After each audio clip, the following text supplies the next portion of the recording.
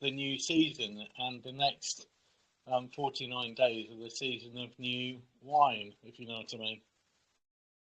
Yeah, no, I never thought about that. Interesting.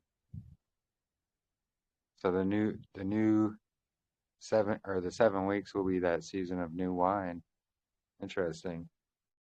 Yeah, because my grapes here won't be mature until at least another 5 or 6 weeks, So it would still happen in the season of new wine, if you know what I mean. No, it's true because Katrina, I guess, is growing grapes, and hers weren't ripe yet either. But no, interesting. I have heard if you put it in an oak barrel, that it only takes 24 hours. And I can't help but think, I don't know this, but when they threw the tree into the water and it became sweet, I'm wondering if it's an oak tree. I'm going to have to go back and look at that. I don't know. Interesting. Yeah. Yeah, I'm sure something can be fermented over a day.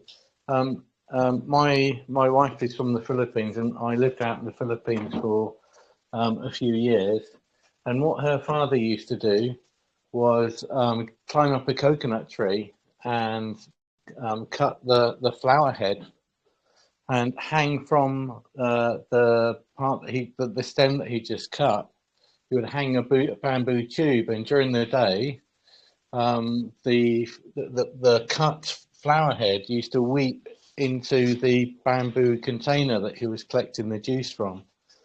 So he'd do that at night time, and in the morning he'll collect his bamboo tube, and then he would just sit it on the table during the day. So in the morning it's just sweet water or sweet coconut type water.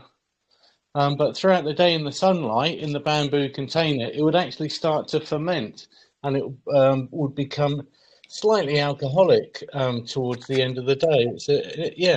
I think things can be fermented over a short time like that. Yeah, that's interesting. I'm going to have to go back and look at that because I'm not sure. Yeah. Wow. I wonder if it has something in it that speeds up that process, like naturally.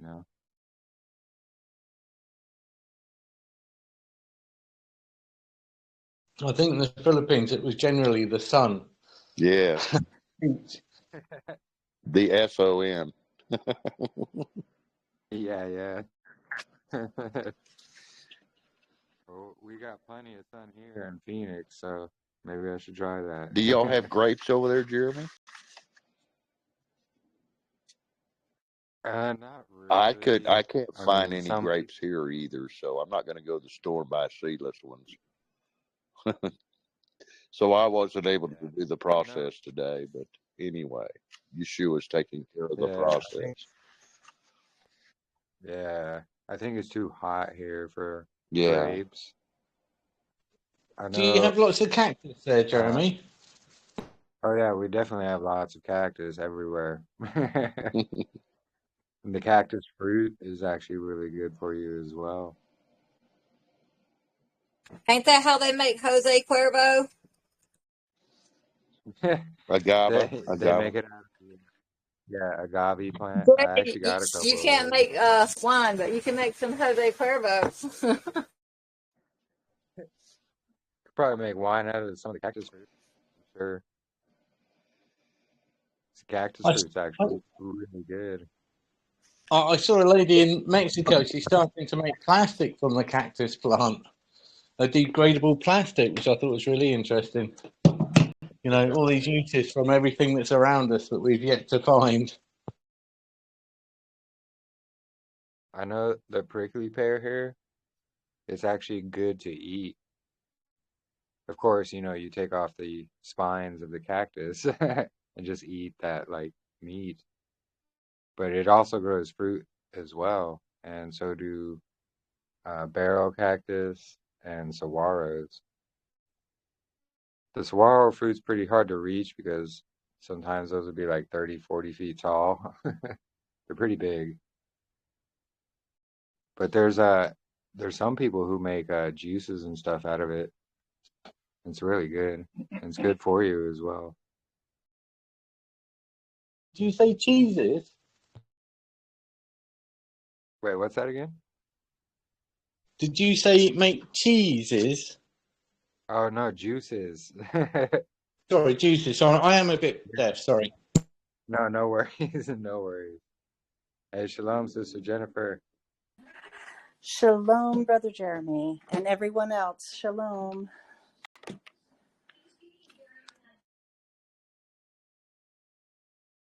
We were just talking about new wines and fruits and how to make them. Pretty interesting stuff, yeah.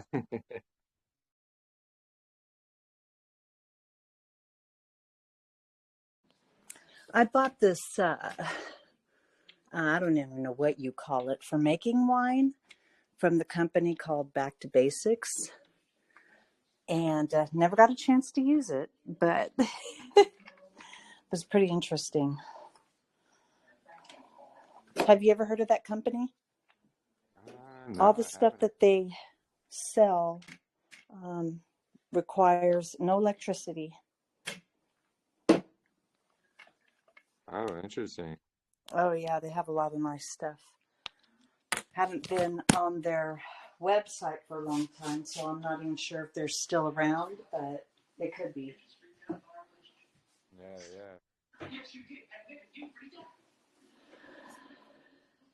So, yeah, I wanted to read actually Nehemiah 10 here, where we see the first fruits of new wine and oil and the wood offering as well. And it's also found in the Dead Sea Scrolls. But yeah, so it's actually Nehemiah chapter 10. And starting at verse 32, I'll read from there. And it only goes down to verse 39. So I'll just read from 32 to 39.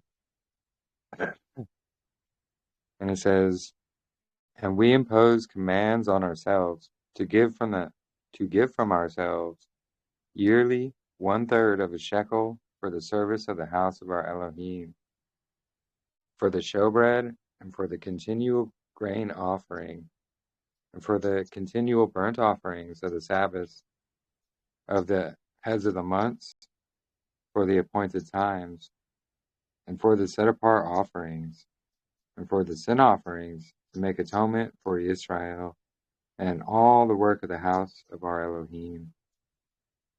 And we cast lots among the priests and the Levites, and the people for bringing the wood offering into our house of our Elohim, according to our fathers' houses, at the appointed times, year by year, to burn on the altar of Yahuah, our Elohim, as it is written in the Torah." And see, it says the wood offerings, and it's also speaking about all of these first fruits offerings as they're written in the Torah. And then it's going to go on to continue describing them all here. "And to bring the first fruits of our soil and the first fruits of all our fruit trees year by year to the house of Yahuah, and also to bring the firstborn of our sons and our livestock, as it is written in the Torah, and our firstlings of our heads of our flocks to the house of our Elohim, to the priests attending in the house of our Elohim, and that we should bring the first fruits of our dough and our contributions, and the fruit from all kinds of trees, of new wine and of oil, to the priests, to the storerooms of the house of our Elohim, and the tithes of our land to the Levites. For the Levites should receive tithes in all our rural towns. And the priest, son of Aaron, should be with the Levites when the Levites receive the tithes. And the Levites bring up 1/10 of the tithes to the house of our Elohim, to the rooms of the storehouse. For the children of Israel and the children of Levi bring the offering of the grain, of the new wine, and the oil, to the storerooms where the vessels of the set-apart place are, where the priests who attend and the gatekeepers and the singers are. And we should not neglect the house of our Elohim. So there in Nehemiah 10, we see a lot of references to the, so not only the first fruits of barley and wheat, but the new wine and the new oil as well, and then the wood offering. And then he continues to say, as it's instructed in the Torah. The interesting part is, these really aren't found in the 5 books they say are just the Torah today, but you will find them in Jubilees and actually in the Dead Sea Scrolls as well. And I think it's Leviticus or Deuteronomy. There's extra verses in there that were removed, and it actually speaks about these. And shalom and welcome, everybody. And then there was a couple other here that I wanted to read through as well about basically verses about the vine, or the, what produces the wine. And starting out, we have Isaiah 5, verse 1. Let's see, verse 1 through 2. But let me sing now for my well-beloved, a song of my beloved concerning his vineyard. My well-beloved had a vineyard on the fertile hill. He dug it around, removed its stones, and planted it with the choicest vine. And he built a tower in the middle of it, and also hewed out a wine vat in it. And then he expected it to produce good grapes, but it produced only worthless ones. So that's talking about, well, of course it's about the grapes in the vineyard, but there's good stuff and then there's worthless, and that's all depending on how much we are following that narrow path.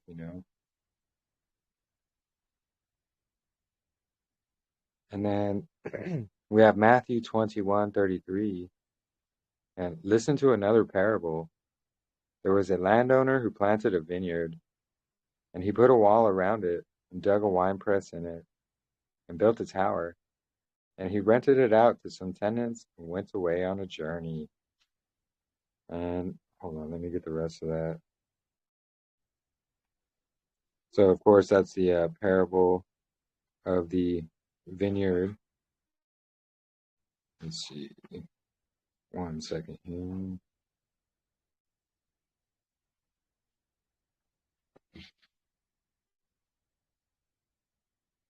All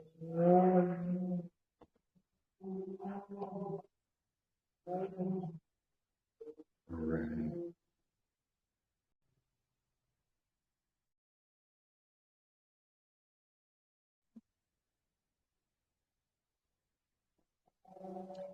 Okay.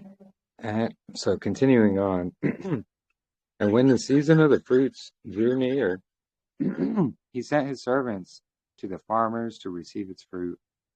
And the farmers took his servants, and they beat one and killed one, and they stoned another. And again he sent other servants, more than the first, and they did likewise to them. And at last he sent his son to them, saying, They shall respect my son. But when the farmers saw the son, they said among themselves, This is the heir. Come, let us kill him, and let us possess his inheritance. And they took him and threw him out of the vineyard, and they killed him. Therefore, when the master of the vineyard comes, what shall he do to those farmers?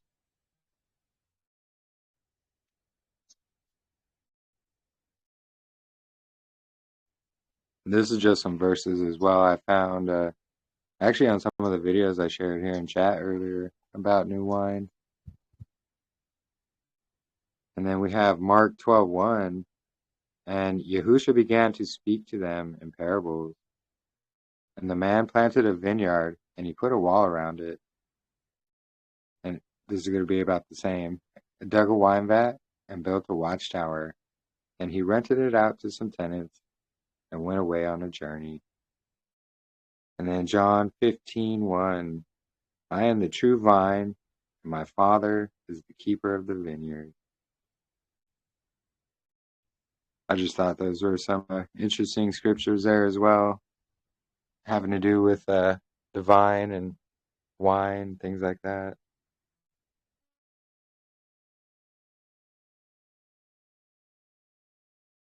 Hey, Jeremy. Yeah. Speaking of wine, have an ex-husband of mine did a study years ago on grape juice, freshly pressed grape juice compared to new wine, and supposedly there was a difference. But also that when Yahushua performed that miracle of turning water into wine, supposedly it was fresh, pure grape juice. Sorry, I'm loading up my car right now. Grape juice and not actual fermented wine. Have you heard anything like that? I heard that, but that comes from. I heard that from my Mormon side of the family, because Oh, that's what they really? believe. Yeah. Okay, I was just curious. So no, so that's what they believe. That's where I've heard that before. Well, the thing that I was learning today is that with the fermentation process, when you do that, it makes sure to kill off the parasites. If you just kind of juice something, you could risk still having a little bit of parasitic infection, but as it ferments, it makes sure that it cleans it up more so. Yeah, that's a good point. Especially back then, that would be something important. Yeah, No, good. makes sense. Well, So yeah, that and if you look at just in nature in and of itself, like say your raspberries and your grapes and stuff, they would have been starting to turn ripe and plump, a month ago. So you would have already harvested your first fruits that were going to the wine harvest, and they would have been already processed in the juice and sitting there in a fermentation process leading up to new wine. yeah, that's true. Actually, Nehemiah does say all the fruits of the trees and the vine. Yeah, interesting. I have something about trees, not wine, but fruit.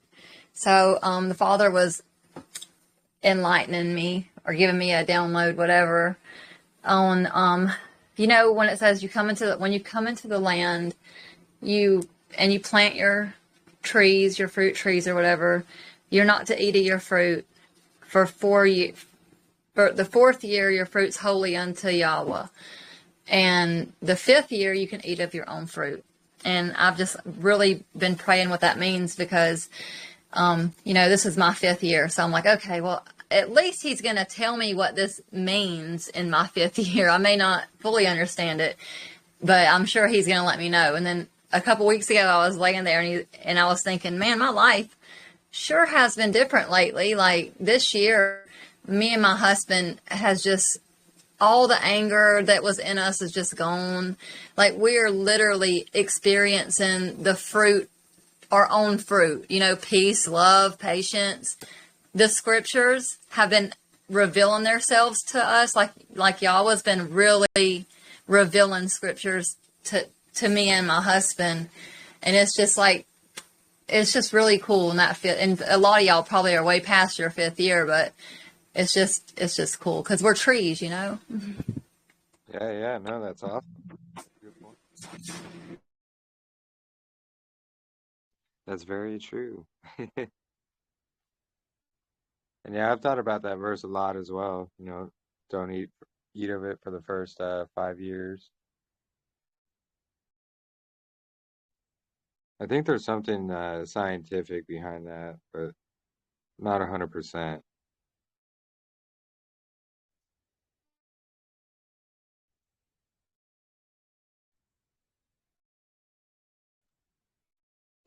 I a couple of years back, I put our grape juice into do you know those bottles that have like a clip top? So I think we maybe filled up 6 or 7 bottles of these clip top bottles full of grape juice. It didn't last very long. It was only grape juice, only capped over, and I thought, a few days later, let's have some grape juice, and it exploded like champagne, and it was almost undrinkable. It was a really horrible taste. So Uh, so you know, what I'm trying to get to, I'm trying to get to the fermentation process is really important. Back in the old days in the UK, people used to drink beer only because the alcohol, it was a very light beer, only because the alcohol would be killing all the bacteria and parasites in the dirty water that we had in the area. So I think that yeast fermentation sort of activity is important for our health.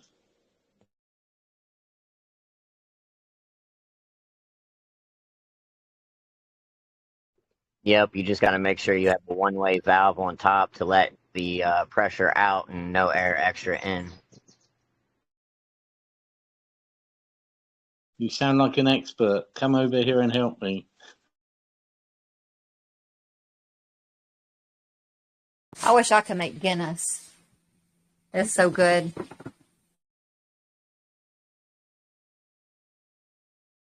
I think they yeah. burn, I think they burn the barley and make it black before they mix it in with the hops. I think that's the trick. It's a blackened. They blacken the barley, and that makes the water change and give it that sort of bitter taste as well. Interesting. So us humans have been playing around with this thing for a long time, haven't we? Yeah, really. Uh, what wasn't it Yuli who was saying something about the oak barrels earlier? Yeah, me and Meredith was talking about the tree that was thrown into the water. Meredith, won't you tell them about the barrel? But which part do you want to start with? Well, guys, Whichever one you want to start with. Abba did something on Shabbat that was really cool. I live down in South Florida, and I'm out looking for a Native American plant that actually is what they used to use for snake bites for treatment, and I thought that was really important. So I'm out just wandering and just seeing if I see it. And lo and behold, Abba, a tree right by my house had wild Florida grapes, and he showed me the clusters. I definitely didn't go and pick them. I waited till yesterday, and then I went and gleaned them, and he's been teaching me the ancient wine pressing art. I mean, it's all gospel. It's all Yeshua. It's insane. But anyway, one of the best parts, I mean, obviously we know about treading with the feet. You have to do it with the feet, because if you grind in a grinder, the seeds will bitter the wine. So he wants to make sure the integrity of the flesh and the seed, that we're pressed but we're not crushed. But the cool thing was that Lee and I were just talking about, and getting the item to be able to do it. He provided like big copper basins from Italy, like copper basins, 100%. Told me where to go to get it. I mean, it's just like crazy stuff. So I'm treating those because clearly they are definitely green and need to be clean before anything's done with them. But they're big enough for my son's size 13 feet. But anyway, so now after you do the pressing first with the feet, the second step is it's like wringing out. So essentially, like what they used to have, and I only like heard it from one source, and it was but I haven't been able to find even a physical copy of what it looked like. Somebody was just mentioning it when they were talking about former ways of doing this. It wasn't even like Israeli knowledge. They were talking about in ancient. So Italian wine is brought over because of the exile with Israel. They used to produce about 1 billion liters, I think it was liters or gallons a year in wine at all their locations around the Holy Land. So then they took those vines and left and kept going, doing it in Italy. So they do a lot of the same things. But again, some of the stuff gets changed. But what they used to do was they would stick it into like a bag that had a stick at the top and a stick at the bottom, and you'd wring it. And when you got to the tightest press, it becomes the tav. It's got the 4 corners. And Abba was showing me when you unwind it, because I'm going, Abba, I can't find this item to wring out these seeds, and I want to do it your way. And he shows me that on the 4 cornered ones, it's Yeshua's robe. So that's Revelation 19:13, I think it was just a little bit ago. But it was tied with the tzitzit, and the pole was put through the top, put through the bottom, and you twist it. And when it comes together, it's the tav, it's the end. And then that's how his garment is covered in the wine, in the blood. So from the top of his head down, and it's literally like he's spinning like a vortex. So Lee came out with, hey, the dance, because we saw that dancing was done to press the grapes. It was like a joyful wedding dance. So even though people are thinking war, Abba through us is going to use dance and celebration as our spiritual war. And then the second step is the spinning.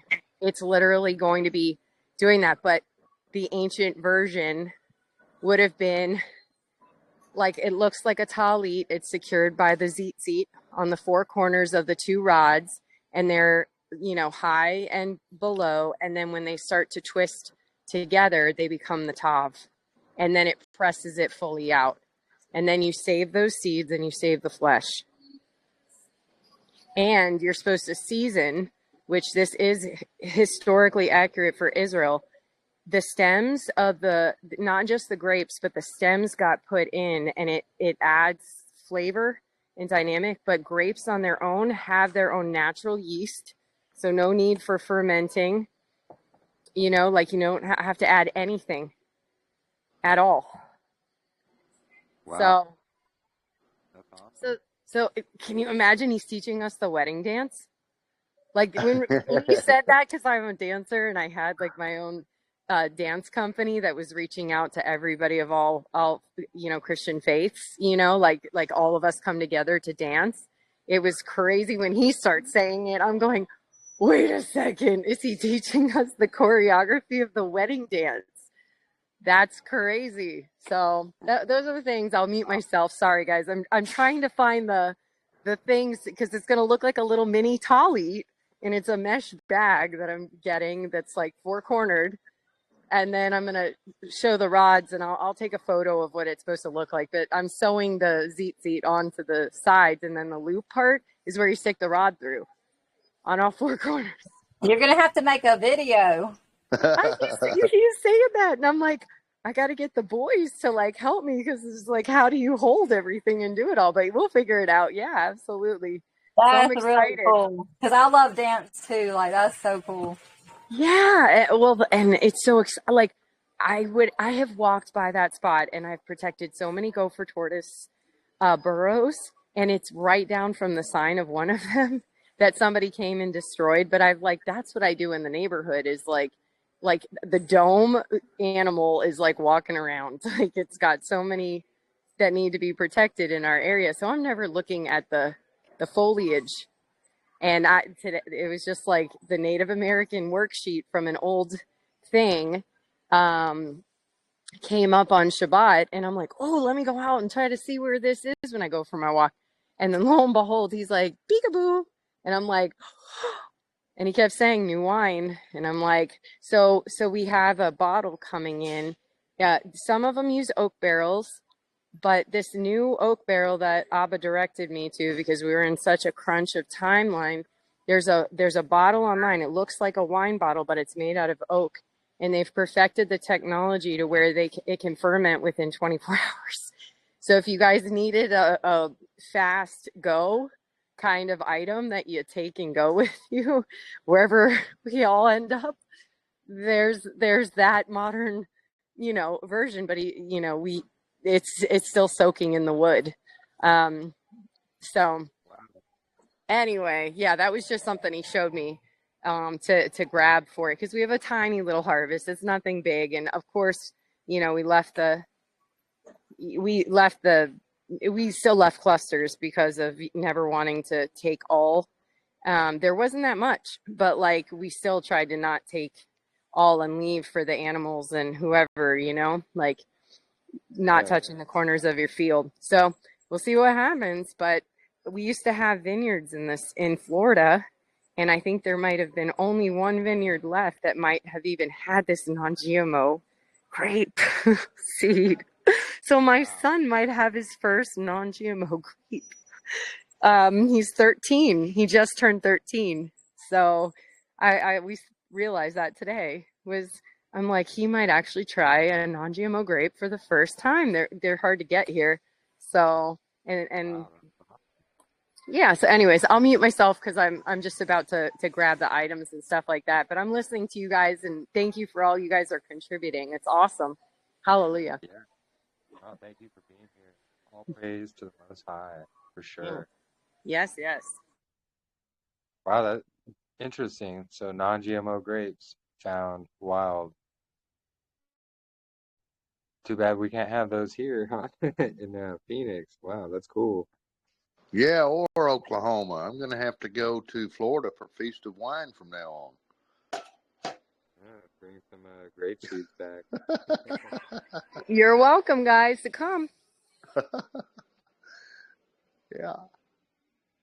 Oh, interesting. What color are they? Are those grapes? Are you probably busy now? But no, very interesting.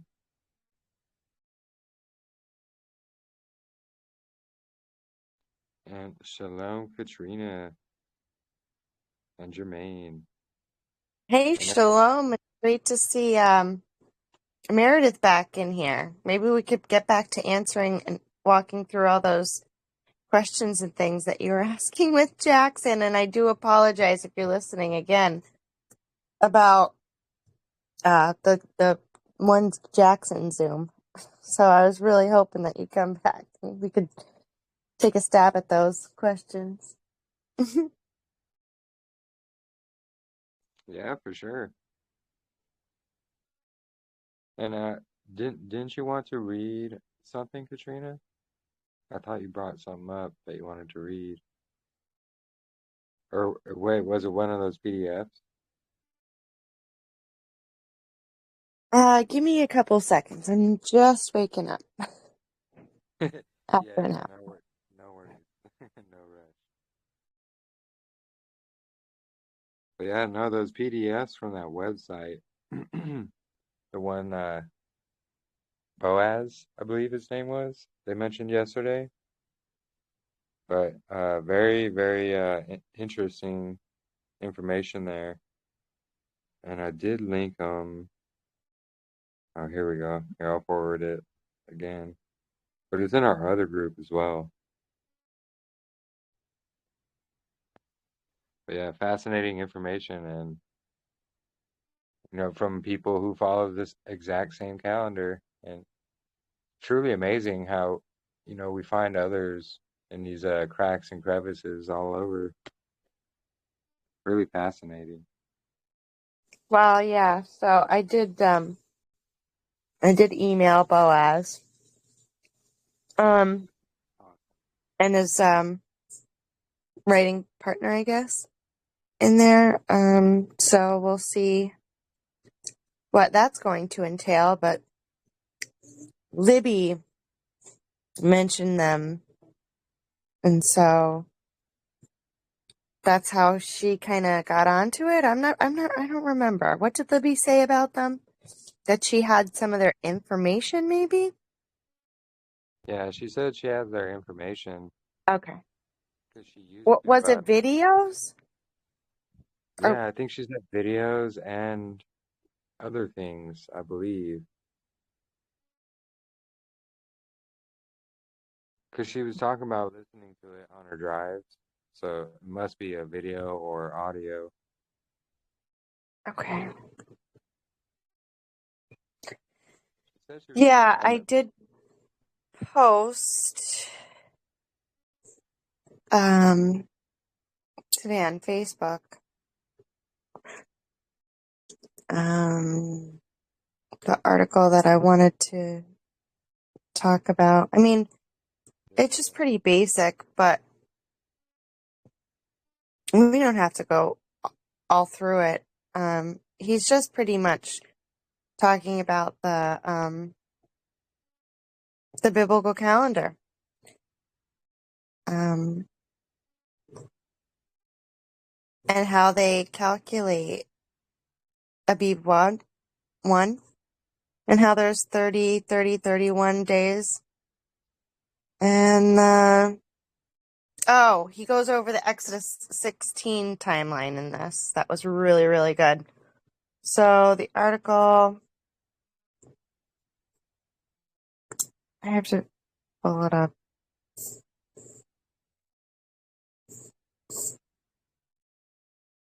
Nice. He covers Exodus 16 as well. That's cool. Yeah. It's the article,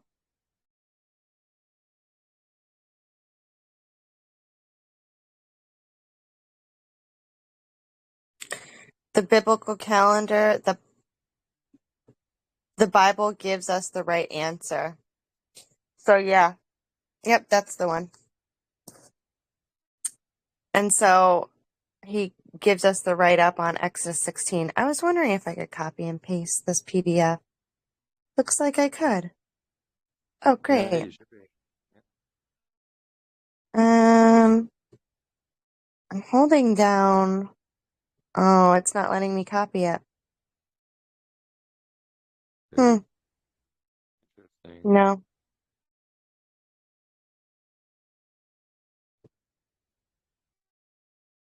That would be really cool if I could get this to copy and paste certain sections, Yeah, yeah. I'll have to go and look through it more. So the Exodus 16 describes events that in the second month that fit the Zadok calendar perfectly.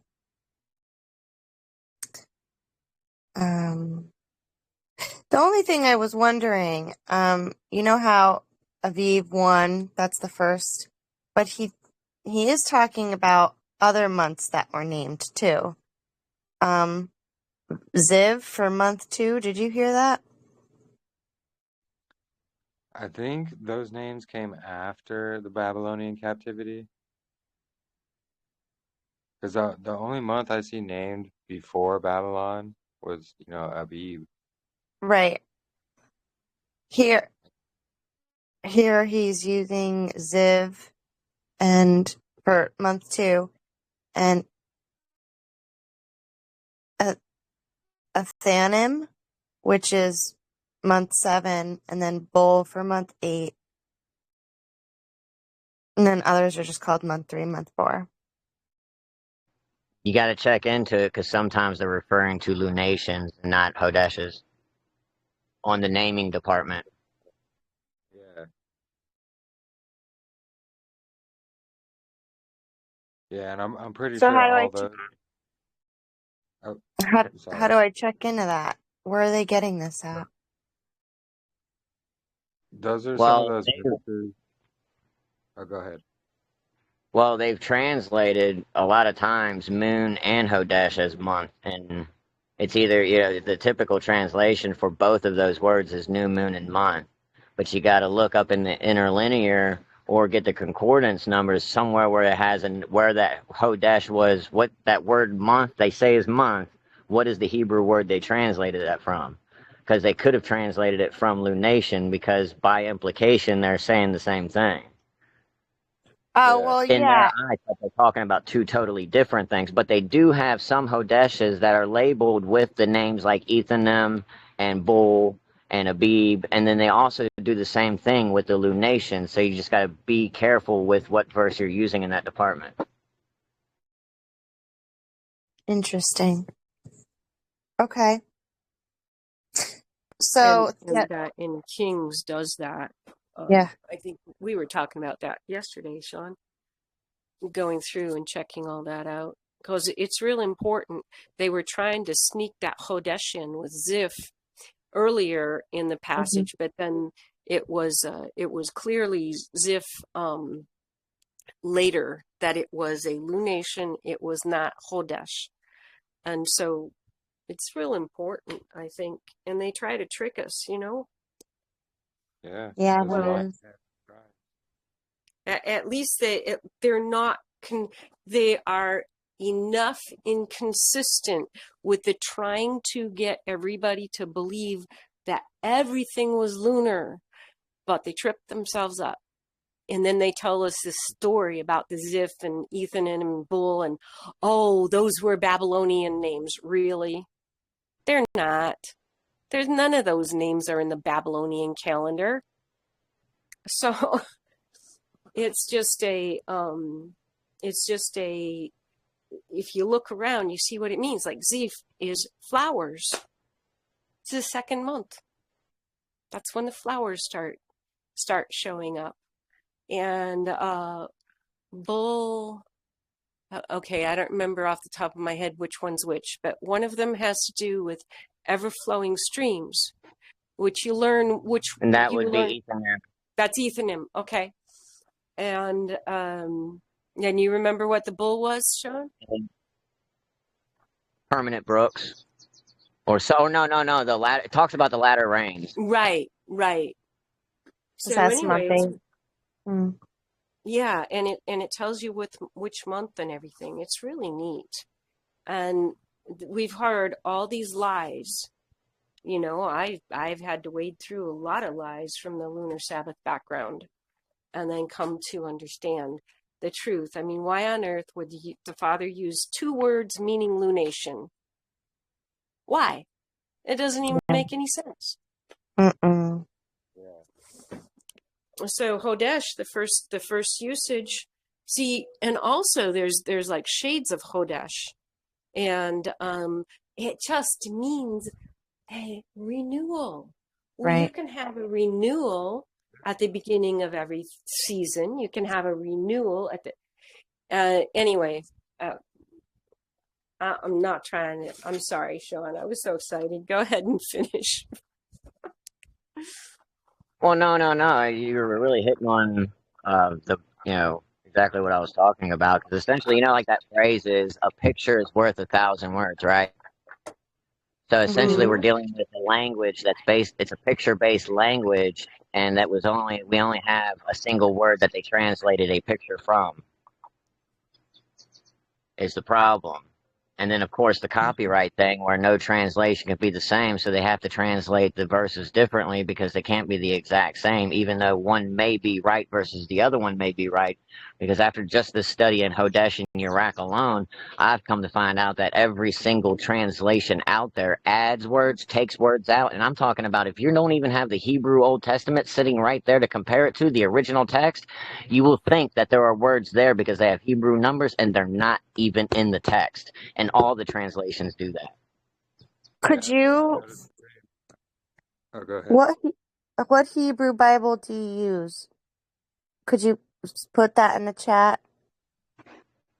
Yeah, I can do it. It's on the eSword, the Hebrew Old Testament version on the eSword. And then I have another Hebrew interlinear Bible, which would have it don't have none of the concordance numbers in it, but it's got the old Picto-Hebrew with what they translated the Hebrew word into English, and then they translated it what it would have meant, you know. So you're getting 3 different lines in that department, but it's not like a specific actual titled Bible like the King James Version or the, you know, the Interlinear or the Brenton or anything like that. It's just the Hebrew Old Testament on the eSword. And I just compare that with every verse that I'm reading, no matter with what translation I'm reading from, and I can Wait, see what they've added and you what could they get haven't. that on eSword? Yeah, I'm looking at the Greek. I got the Greek Septuagint and the Hebrew Old Testament interlinear staring right at me right now on 2 screens. And I'm looking at the English words, the Hebrew words, and the Greek words, and their concording numbers, and I can open up both dictionaries at one time. The same. Yep. So cool. And the same word. Yeah, it's wild. Me and Big Steven have been screen. figuring out. Yeah, me and Steven have been figuring out a lot with this eSword, and it's wild. There's a lot more details that you can really fine tune how you search words up, especially in the Hebrew Old Testament, using the Hebrew words, just copying and pasting. Pretty cool. And you can find out which specific word, how it shows up, when it shows up, and how many times it shows up, and all the variations that it shows up as. How do you do that? So wait a minute. How do I upload or add in these particular ones? Because right now, what I have is ASV, Brenton, Septuagint. I have the Sefer in here, Darby, ERV. Oh, I have the Hebrew Old Testament Plus. That's Is the that one what that you gives you mean? the. Yep, that's the one of the ones I use with the Greek Septuagint interlinear, the one that's interlinear, or the LXX plus. Yeah, LXX. So I use the LXX plus with the HOT plus, and then because the HOT plus gives you the Hebrew word with the corresponding Strong's number, which after you really start looking up words and everything like that, you're gonna find the weakness in Strong's. Which that was a good phrase that a good brother of mine came up with the other day. But anyway, so yeah, and then compare it to each translation, and you'll find where they've added words and taken words out and completely left half of verses out, and it's every single translation. No one is left out of this department. All of them do it. Yeah, figures. Go a little bit slower. You're quick. You said LXX, right?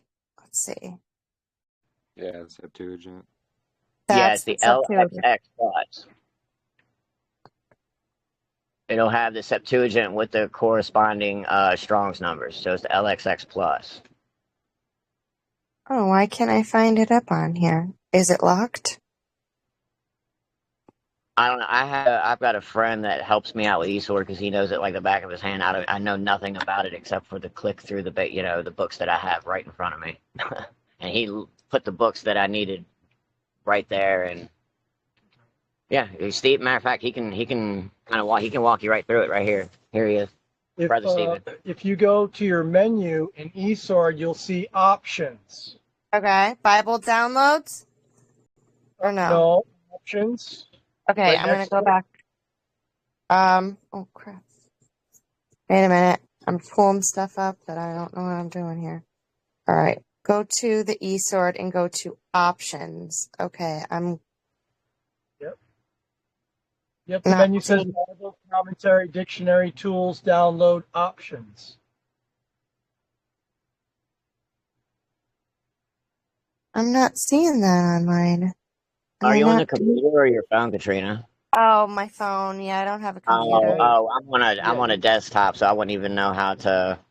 I'd Yeah. have to download it and figure out how to walk you through that. Yeah, Yeah, there's we're on a so much desktop. information that we have on the screen that we found out we can open eSword twice. Yeah, See, the thing is, you can't use the compare or the parallel tabs for HOT, HOT plus, or LXX plus.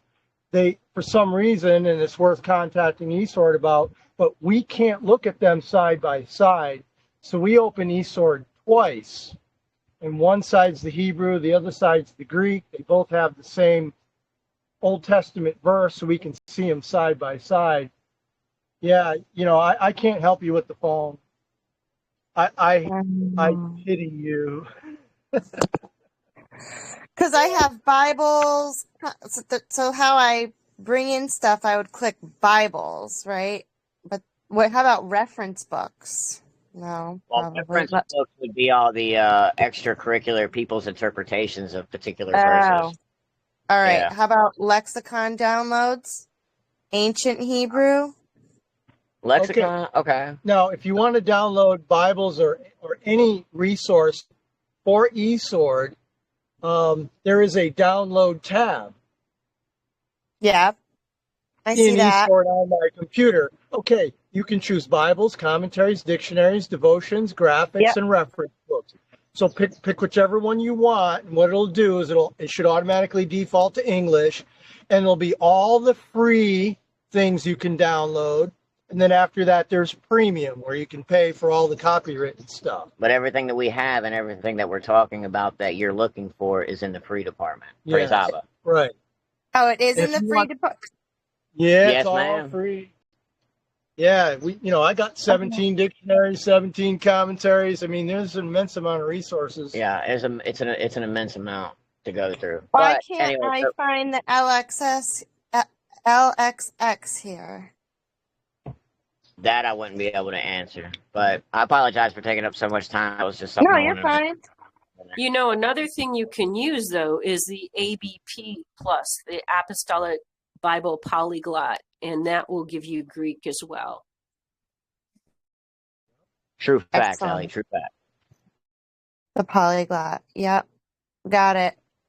What I don't know is what's the source text for APP and LXX. What? I mean, they're both showing Old Testament Greek, but what are the source texts? Now, the LXX would be it's 70 because they had 70 Jewish scribes, and they took whatever Hebrew they had back then, and it wasn't Masoretic at all. They were coming from something that was ancient, and they translated it into Greek. This is couple hundred years before Christ. Mm-hmm. But I don't know what the Apostolic Bible Polyglot source material is. Now, it's probably in the prefix of the book, or maybe Ellie knows. Well, one of the things that's a caution, if it's from the Septuagint that they found in the Dead Sea Scrolls, it's good. It might not be translated. Now, one of the, who is it? Brenton, he does reasonably well. If we can find what he did from, we'll find where he corrected it sometimes with the Masoretic text. After the Council of Jamnia, that's what they started doing. They started correcting the Septuagint with the Masoretic text that Rabbi Akiva had come up with, and redacted a bunch of stuff from it. So it's just asking the Father's wisdom and getting the best source material we can find, and that great, being led and understanding that the one who inspired these writings is the one who's interpreting them for us. It's not the black on white.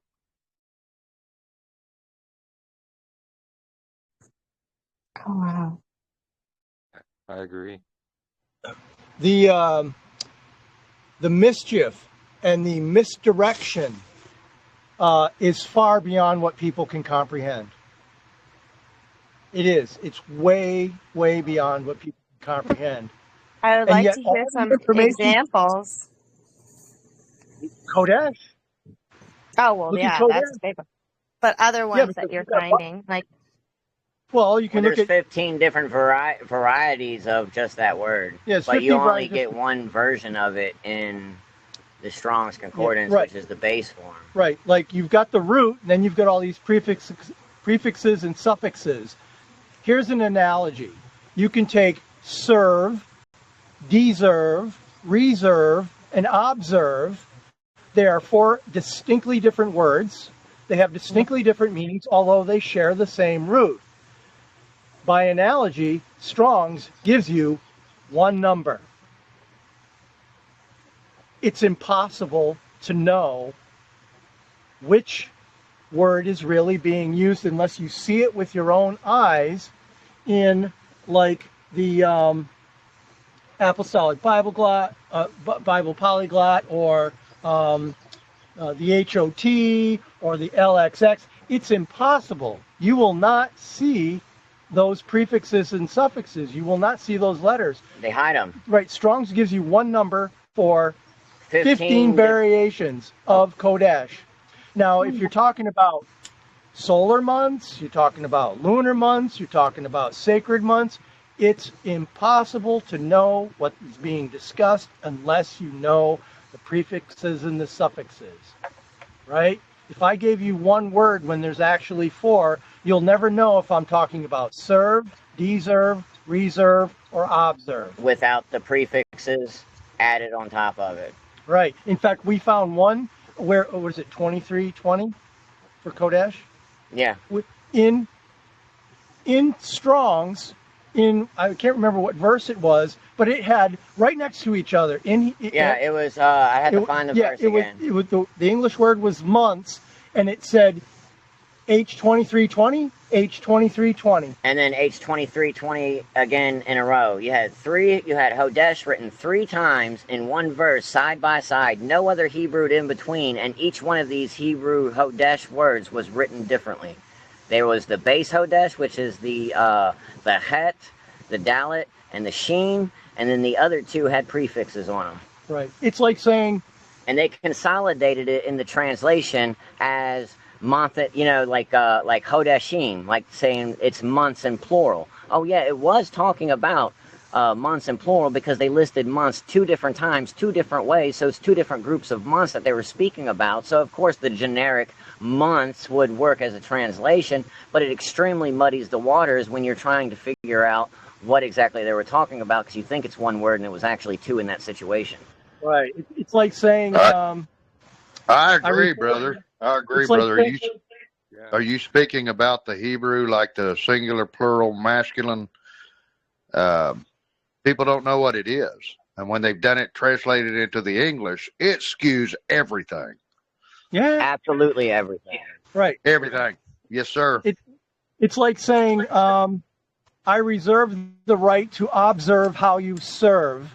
And you end up with serve, reserve the right to serve. It's impossible to know what's actually being said. You can't take 4 words or 3 words or 15 words and have one Hebrew Strong's number. Right. So you change it all to services, right? Oh, yeah. Yeah. But that's why I would definitely highly recommend that everybody would have, if you have a way to get a hold of a copy of the Paleo or Picto writing of the original text that everything is basing everything off of, and start comparing verses, especially important doctrinal ones, because it can show you where we've been lied to severely. I promise you. And Yahushua will show the truth.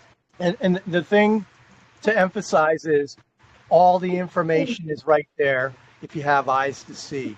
You've got to look. And ears to hear. It's free. And then once you see it, then you'll realize how many hundreds or even thousands of words are like this. It's just the tip of the iceberg of what scriptures and his word is really offering, or has to offer and will offer. But praise Abba for his clarity, praise Abba for his mercy and his ever-loving commitment and his forgiveness to his children that love him and that are out here to serve him and to bring all glory to him and him alone. Praise Abba for this opportunity. Hallelujah. Yeah. In agreement there. And no, that's a good analogy because, serve is in all of those words that you use, but they all have different meanings. So that's a good analogy because I was looking for something like that, but no, that's really good. So they would all be spelled, they would have the same letters in it, but observe is different than just serve and so forth and so on. Yeah, no, really good. I like that.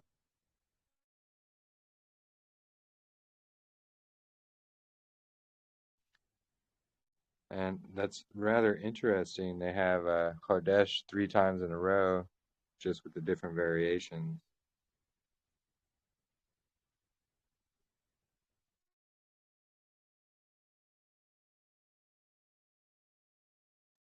Jermaine, you know a little bit about eSword as well? Oh, it's hard to navigate. Yeah.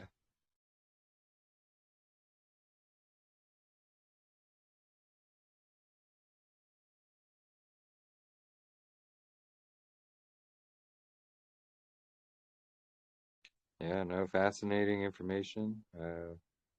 I also shared the Hebrew Gospels there in our chat as well.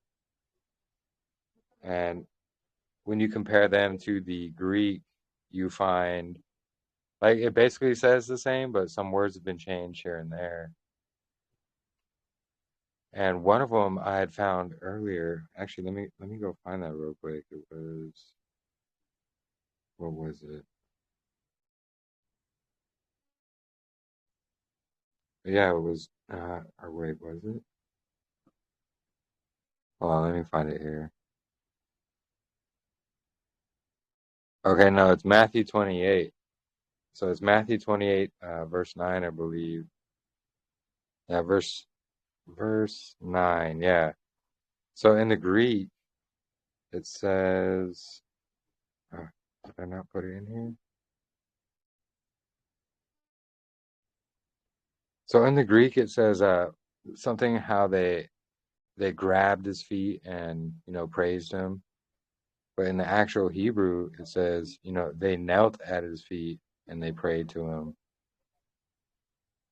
And that would seem like an inconsistency in the Greek, because in all the other accounts, he's telling the disciples and he's telling Mary, hey, don't touch me. I haven't ascended to my Father. But then there in Matthew, it's like, oh, well, they clasped his feet and praised him, so they must have touched him. Well, no, they actually didn't touch him. They just bowed at his feet. So little things like that, in the Hebrew Gospels, which is really fascinating. And I know, so some of us know Victor Nunez. We were in the same, actually, we still are in the same Zadok group together, but he does the Saturday Sabbath. But anyway, he's working with, I think Janice Baca is her name, and he's helping to translate some of the Hebrew Gospels as well that they found. And that was actually, I shared that video in the chat. He was live last night on what is it, Jeff Brennan's channel, I think it was. Yeah, no, all really fascinating stuff. I'd recommend those to compare with as well. Did you watch any of that? Yeah. He had some interesting stuff. Okay. I'll take a look. You mean Yeah. Jeff Benner? Is that it, No, Jeff Benner? Was it Jeff Benner or Jeff Brennan? You said Brennan. Brenner, I think, or something like that. What's the It's ministry's name? the Way Fellowship or something. Let me double check. Hold on. Thank you. Yeah, I'm not familiar with that one. The ancienthebrew.org is Jeff Benner.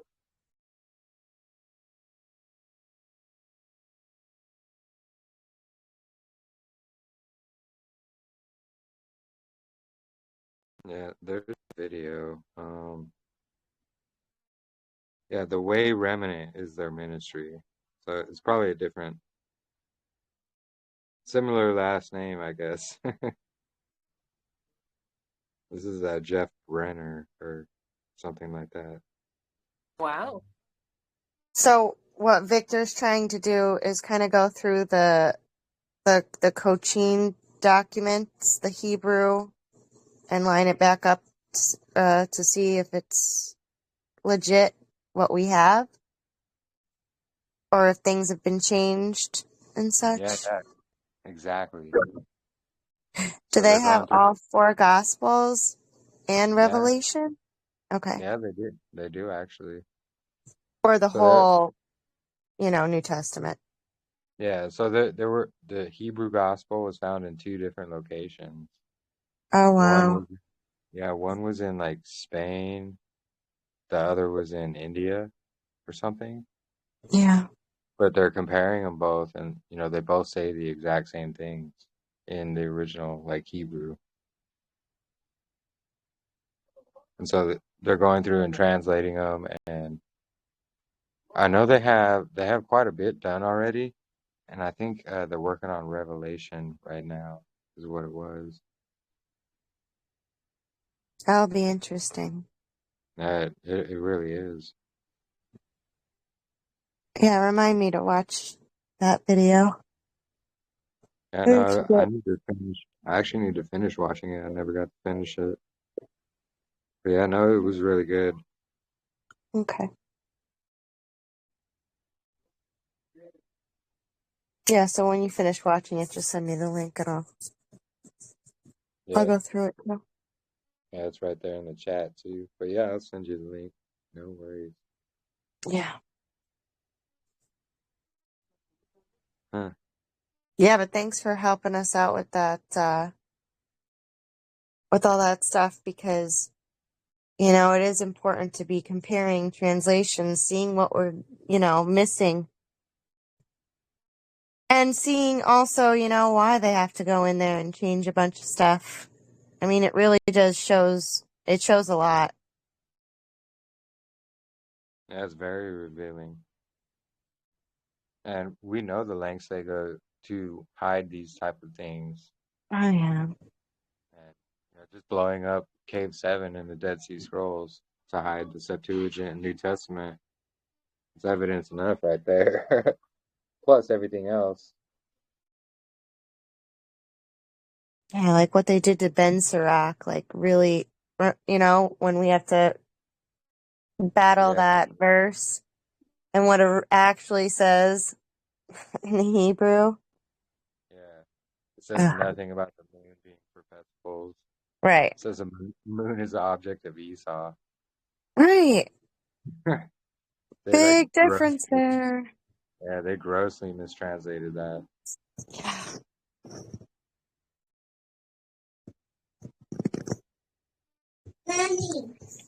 Yeah, no, we see the lying pens of scribes and Pharisee traditions passed down. There's too many people going with the 66 books only and King Jimmy only, and we know none of them are perfect. None of Yeah, them but are. we were programmed well, weren't we? Yeah, yeah, exactly. I actually see that a lot. There's a lot of people like on YouTube or online anywhere. They're like, "Oh, King James only. It's the only one written by Yahuah himself." And say, no, no, no, no. It's really not. Oh yeah, I was talking to a guy several years back, and he seemed to be really like 1611 King James guy, and I said, oh yeah, I said, and people believe that the Father spoke King James English from Mount Sinai, and he said, yeah, I do, and I'm like, oh, because I was kind of mocking the idea a little bit, but yeah, there's that belief.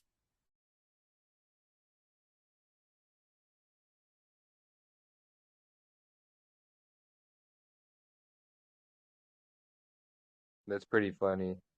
You were like mocking him, but he was like, "Oh yeah, yeah, he did." Well, I can do that kind of like with a tongue-in-cheek kind of thing, and not that I'm straightforward mocking, and but I realized in my heart that I just can't make any sense out of it, and so I said it that way, and and he really believed it, and I felt little taken aback, you know. Yeah, right.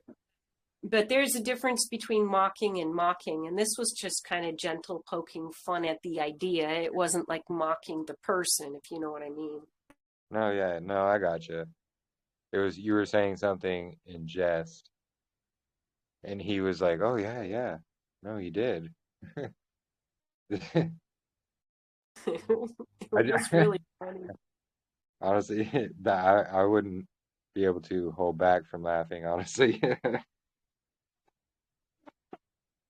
And that's really the sad part is, pe people believe that. Oh yeah, they spoke King James English, in ancient Israel. It's like, no.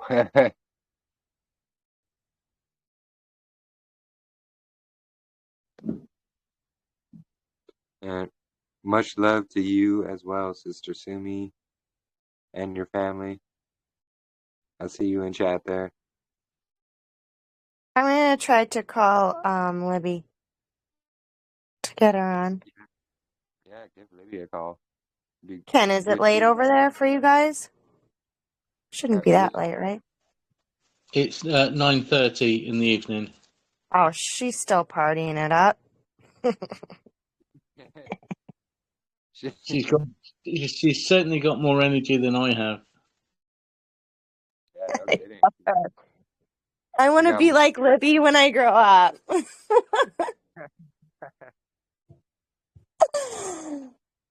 So funny. all of us. It's like, wow.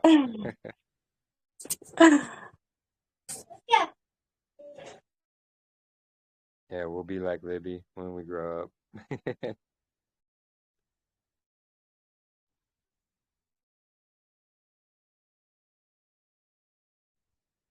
Or at least have a friend like her. Yeah, exactly.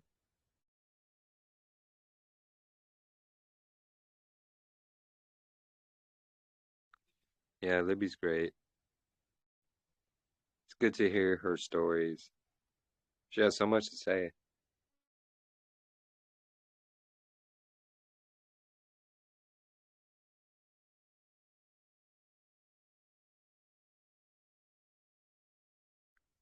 So do you got the wine going already, Sumi? I'm waiting on the Jose Cuervo, my friend. Oh, wow. It's more than just wine. I can't drink wine. Like, I can, but it just makes me hurt so bad. And the only thing I have found that I can drink is Jose Cuervo or tequila. And I think it's something to do with because it's from cactuses. I don't know. Yeah, I mean, it is a plant. And it does ferment. Actually, I have one growing in my yard right now, and it's got little baby ones coming off it too. It must not whatever alcohol does to my sugar, because your liver, I think it's your liver or your kidneys, one of those guys, it stops working while you're drinking alcohol. It stops like what's that word that your liver does or whatever? Anyway, it stops doing it while you're drinking, and for some reason the sugar in your body like goes crazy. So it's because of my Graves' disease. I don't know. There's another lady on here that has Graves' disease too. So I don't know if her body does that, but like every muscle in my body will start hurting. So I gotta be picky with my drinking. Yeah, no doubt. Yeah, Native Americans have there's a chemical that most people's bodies create that is not found in most Native American tribes. So what it does is it would help them process the alcohol like a normal person, but that's why they used to call it firewater. It's because if they handle just a little bit too much, they go nuts because they Oh don't my have God, Sean, that's crazy because I'm Japanese and I bet that's what it is, like something to do with my DNA, because I can only drink like a couple shots of alcohol. Yeah, exactly. I'm the same way. If I have more than 2 glasses, I'm you know, it's bad. It's not good. So I have to definitely use discernment We're in cheap. drinking We're wine. cheap. That's all. Yep. Praise Allah. Exactly. He did that for a purpose. Well, as for me, I have that Irish and German in me, both known drinkers, so it takes a bit more than two for me, but yeah. No, Don't that's have interesting. you don't have that self-preservation mechanism like we do. I guess not. That's probably why I really don't drink too much anymore, because I start drinking and I don't want to stop. So I'm like, just to avoid that, I'll only drink every once in a while. But yeah, Man, Blue. I'm the same, Jeremy. I had to quit. Father delivered me totally. I don't drink at all anymore. Because when I Yeah, start, I don't quit either. You I just could drink. gotta know your limit. Like, I know for a fact that I cannot drink more than 3 shots of liquor. I know. So it doesn't matter how good I feel or how much I want to take another shot. Like, I know better. It I would, will literally be sick. yeah, I'd do the opposite to me. I could drink a fifth, everybody else would be sleeping, and it just energized me. But you make bad decisions when you're drinking, and it's not good. So I don't drink definitely. anymore. Yeah. A lot of people have a problem. I do not have a problem with it anymore. But I don't know. I like having a little bit of alcohol every once in a while. And Yeah. as a nation of kings and priests that we've been turned into thanks to Yahusha, we already see the directive that the priests shouldn't take too much strong drink, too much wine because of their priestly duties. And then also we have the example of Judah, the kingly aspect of what happened when he drank too much and he gave all of his authority over to a harlot. Yeah. Yeah, drinking equals bad decisions, 100%. I used to drink a lot as a teenager. Once I got into my 20s, Yeah. not so much, but yeah, it was just, Yeah, me too. Me too. yeah, you start and you can't stop. Yes, So, sir. I think it just depends on the person. Yeah, you got to be careful not to demonize alcohol either, because I mean, some of us, we're okay. We're okay having a couple shots or a glass of wine, where others are not and can't drink it all. And when people find out that I have a glass of wine, they're like, "Oh my goodness, you shouldn't drink it all." And I don't believe that. There's too many places in scriptures where it talks about drinking. and Yeah. there's nothing Well, wrong. I used to party all the time. So when I first came to the Messiah, I didn't drink at all. But now I could have, like, when it's really hot out, I like to have a beer, but I don't drink a bunch. It's just And once in a while. So, I think it brings out what's already in you. So, because I'm like you, Tracy, in the beginning, I stopped drinking completely, and then I would wait a couple months and try again. I'm just now able to drink moderately and be sober minded while I'm having a little bit of alcohol. But now it's like I want to praise and worship. I want to laugh. I don't make stupid decisions like I used to. And I think it was a control thing for me. Like, I've got to overcome this. I didn't want to give up alcohol and be like, oh, I just can't drink. I'm stubborn. I'm like, I'm going to drink because I don't want to be thinking I can't control any part of my body. So with me, it's just stubbornness, I think. Yeah, well, and if somebody has a problem with it, then they shouldn't, But for yeah, somebody like me, like I drank all the time, but I wasn't like an alcoholic. I just like to party with my friends. But, coming to the Messiah, I wanted to, put all that behind me. And so I didn't do it for years. And then just like at Passover, I used to do grape juice. And now I'm to where I can have one glass of wine or drink a beer and I'm fine. Like, it's not a problem for me. yeah. And yeah, there's nothing wrong with having a drink. It's just becoming a drunkard is the problem. Like if you're relying on it, things like that, or you're drinking to get totally sloshed, that's like being a drunkard. If you're just having a drink too, nothing wrong with that. Absolutely. Yep, I agree. Yeah, Messiah turned the water into wine at that wedding, jugs of wine. So I mean,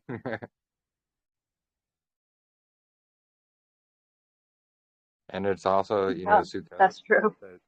Yeah, for Sukkot it says, buy strong drink, have fun, but not too much fun.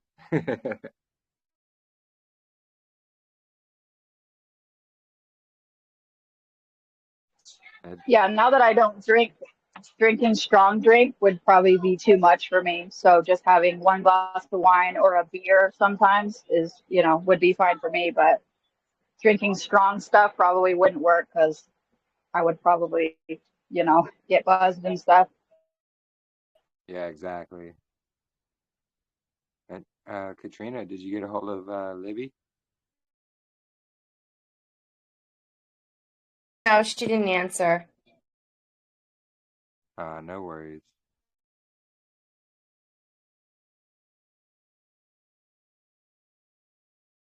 And yeah, like today, first fruits of new wine.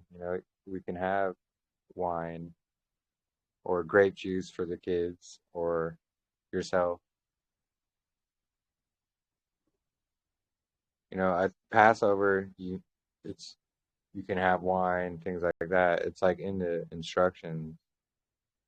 Messiah had wine with all the apostles, and it's actually good for you as well, in moderation, of I course. attended, oh, sorry. I attended a Passover at the Messianic church that me and Sister Nicole found. And they were doing like the traditions from Judaism. And they drink like 4 cups of wine. It's like, that's just way too much. 4 cups of grape juice, right? Like they'll do a prayer and they drink 4 glasses for each thing, which obviously it's not biblical, but I was just like, wow, that's way too much for me. Tracy, I did that one time at like my second Passover before I got a handle on my alcohol. And we were sitting there, I'm talking about 100 people with white tablecloths and bottles of wine. And I ended up way over the limit. I was drinking everybody's wine at my table. It was not okay. I spilled the whole bottle of grape wine on my white tablecloth. You talking about embarrassed? Oh my goodness. I did that On too on my. Passover. Like, who does I that? did that too. I did that too on my first Passover. What they did, I mean, these are people that really just coming in and not knowing, but I didn't know either. But all the judgments, we did a full cup of wine for each judgment. And I remember after it was all over, me and a friend of mine, we were laying out outside on the ground looking up, seeing about 3 or 4 moons. That is so funny, y'all. I'm so glad I'm not the only one. I have a Sukkot story that ended the same way. So yeah, I learned real quick to get a handle on it because I cannot handle my alcohol. Like it's awful. Man, 4 glasses at each prayer. It's like one of those drinking challenges. Yeah, I thought it was ridiculous, honestly. I always tell the new members.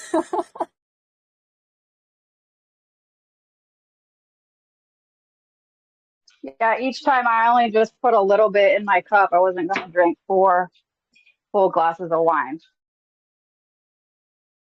Yeah, that's over the top.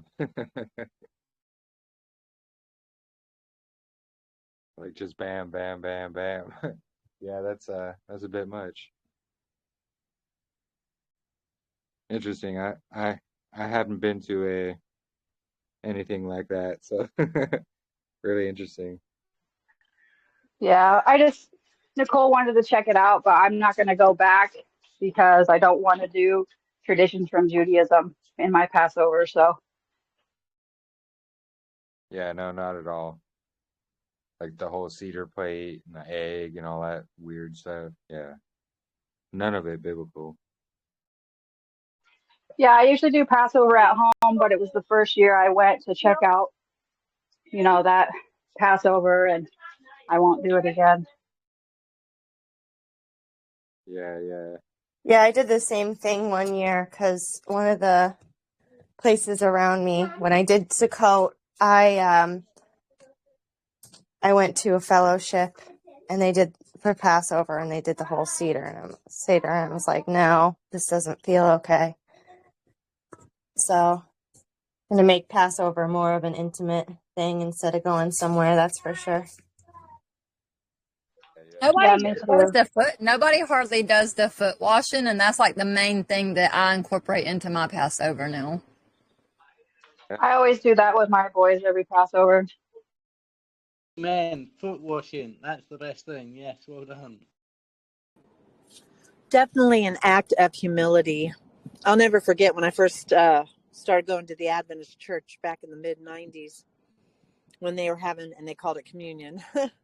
But the first thing we would do was separate. Families would go with families, and then single ladies with the single ladies, and single men with single men, and doing the foot washing. It took me a little bit to get used to, but it truly is an act of humility.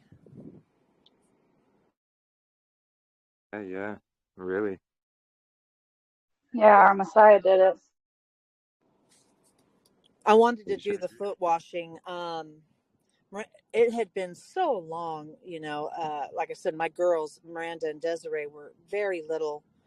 We're in the Adventist church, and they kind of remember some of that stuff. But I told Miranda, I said, the next time we do Passover, we definitely need to involve the foot washing. Yeah. I'm quite sure the priests used to wash each other's feet before they would enter into the holy area. I think it's something that perhaps the high priest would do to the priests around them before they went in as well. So feet washing, I think, is part of our walk, definitely, and we should perhaps do it more often. Agreed. One of my favorite scriptures is how beautiful are the feet of those who carry the gospel. That, I don't think that's exactly how it is, but I love that scripture. Yeah, absolutely.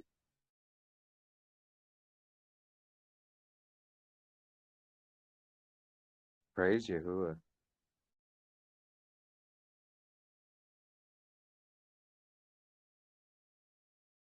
I'm just so happy to be here today with you guys because I've been absent. I don't know if anybody's noticed, but for quite the time now, because like my brain was so foggy, I couldn't even like have a conversation for the last couple months. I mean, it has been really wild. No, we definitely noticed, sister, and we're glad you're back. We're glad you're here and feeling better. What's Yeah. been going on, Sumi? I started like having dizzy spells and almost passing out, almost like I couldn't even walk across the house. Like I was like stumbling into walls. My husband has had to walk beside me, like holding my arm like a little old lady. I mean, it's just been terrible. I've had headaches, nausea, vomiting. I mean, I thought I had a brain tumor. I literally thought I was dying. And it was where I had a neck injury 7 years ago. I had got hit by a semi. And it all just came to, I guess I'm just getting older, and it just all came to the surface. And so I had to go to a chiropractor after an ambulance ride. I had to go to a chiropractor, and they adjusted my atlas, and it's amazing. It just cleared everything up, and I just feel 100% better. I mean, I literally feel like a teenager again. My whole body is healed.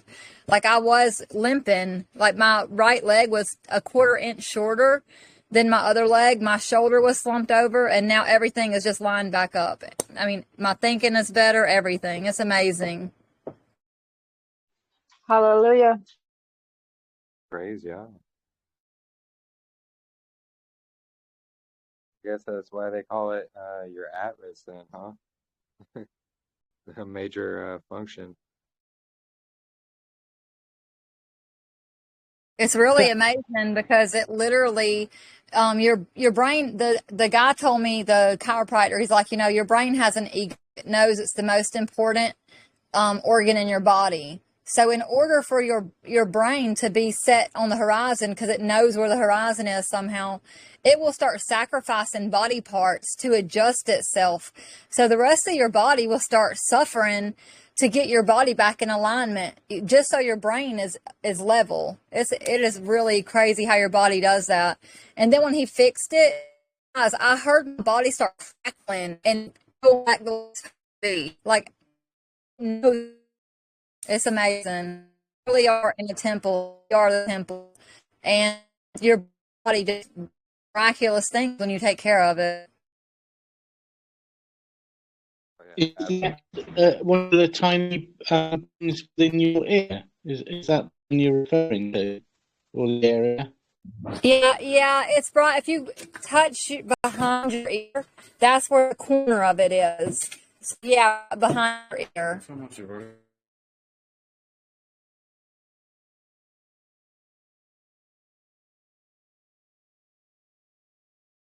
So how did he put on right to me? Oh my goodness! Well, he made me a little table on the floor, and he had me get on my knees on that board head. I was in like a on my knees position, bent over, and my head was turned to the left, laying flat on this table. And he put his hand on the side of my throat, and just bam! I mean, and my whole neck, y'all, went. It was just like I felt like he broke my neck, but it felt really good. But you could hear it. It was so crazy. And that's all it took. And now I've got to go back to make sure everything stays lined up. And, and then he's going to start working down my body. Like my lower back is messed up and all that. But he said, you're healing from the inside, from the top to the bottom. And he's a Christian, and it's called One Temple. And his logo is, you have one temple, take care of it. So it's just, the Father has just led me through this whole journey. It's been amazing. Wow. Praise I'm you. sorry. His slogan is a cross. His what? Logo. His logo. His slogan on the cross says, your body is a temple. Yeah. One temple, take care of it. Yeah, no, that's a good one.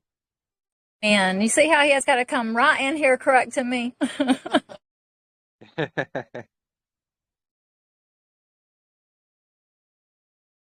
That's what it's all about. That makes me wonder if could be something wrong with my ears, because like if I look up and look at the sky, I start to feel dizzy, and I always like get car sick or motion sickness. Everybody go and find a cervical chiropractor, even if you don't think you need it, because it is worth it. It will fix. You can have digestion problems because of this, like the craziest stuff depression, anxiety, insomnia. Like I've been sleeping so good. I mean, my vision cleared up. You understand? My vision. That's crazy. Wow. Wow. You're a whole new Sumi then, huh? I am. I have a new map. I told my husband, I said, I figured out what it is because he's my head, and just our relationship has grown so much. This is our 5th year and everything. And whenever I had that transfer of power and I'm like, okay, I'm about to submit to my husband, no matter what, even when he's wrong, and I know the right answer, I'm just going to let him do it. And since we've been living like that, it's just like everything has been working out.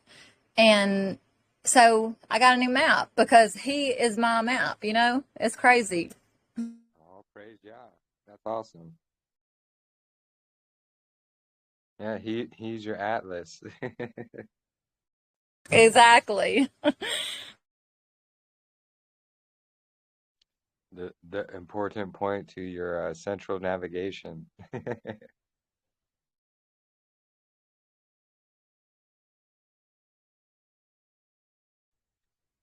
Yeah, don't you know some things about that, Katrina?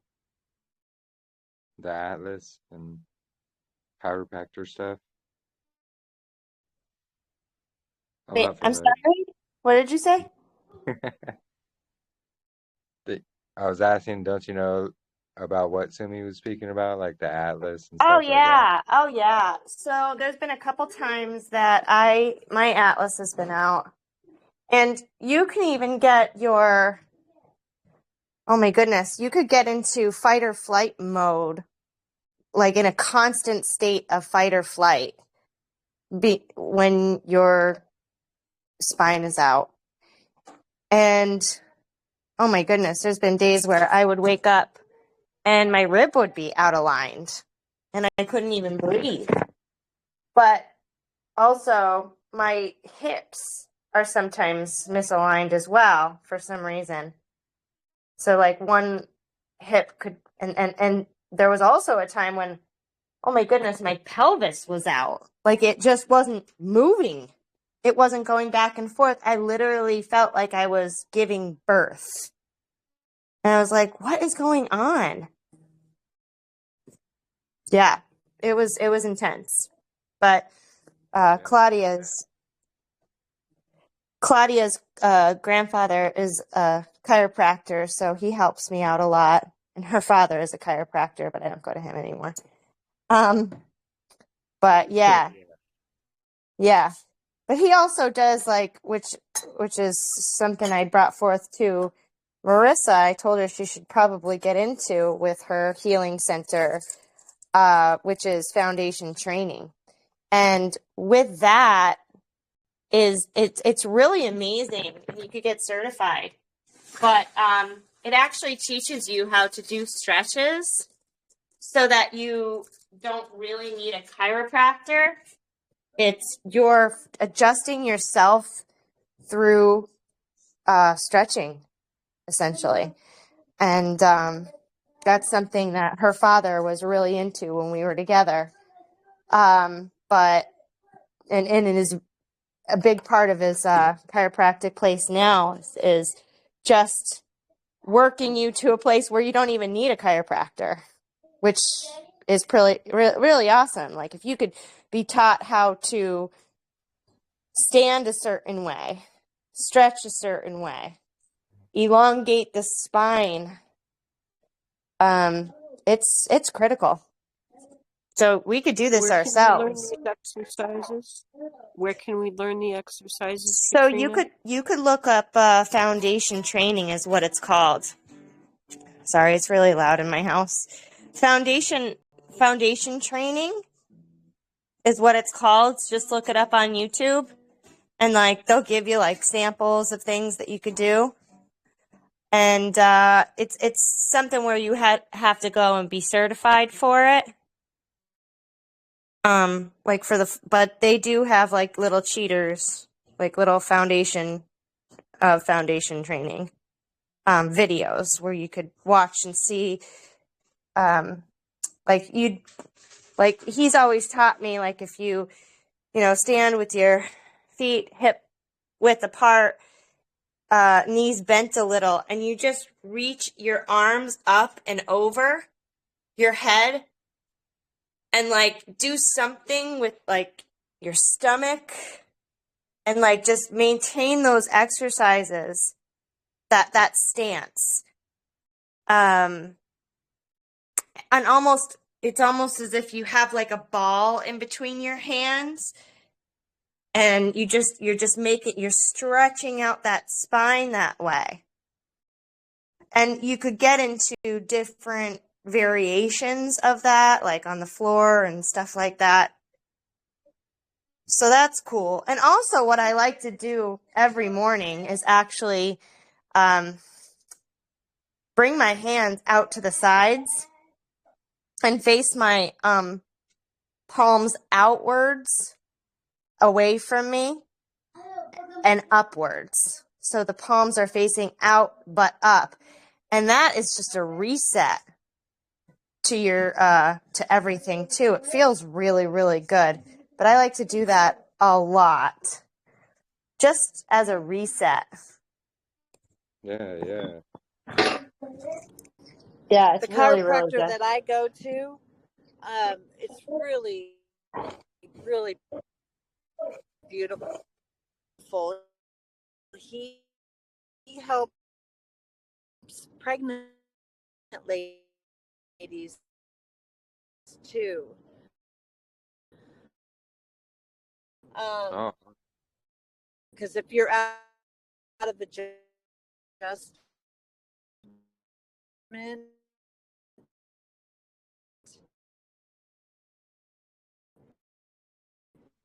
I think you're breaking up pretty bad. have a Cutting out there.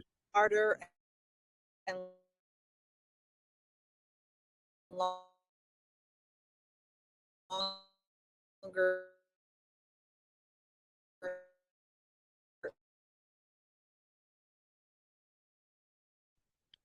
Is it just me, or were you cutting out there? No, she's cutting out the whole time. I couldn't hardly hear anything.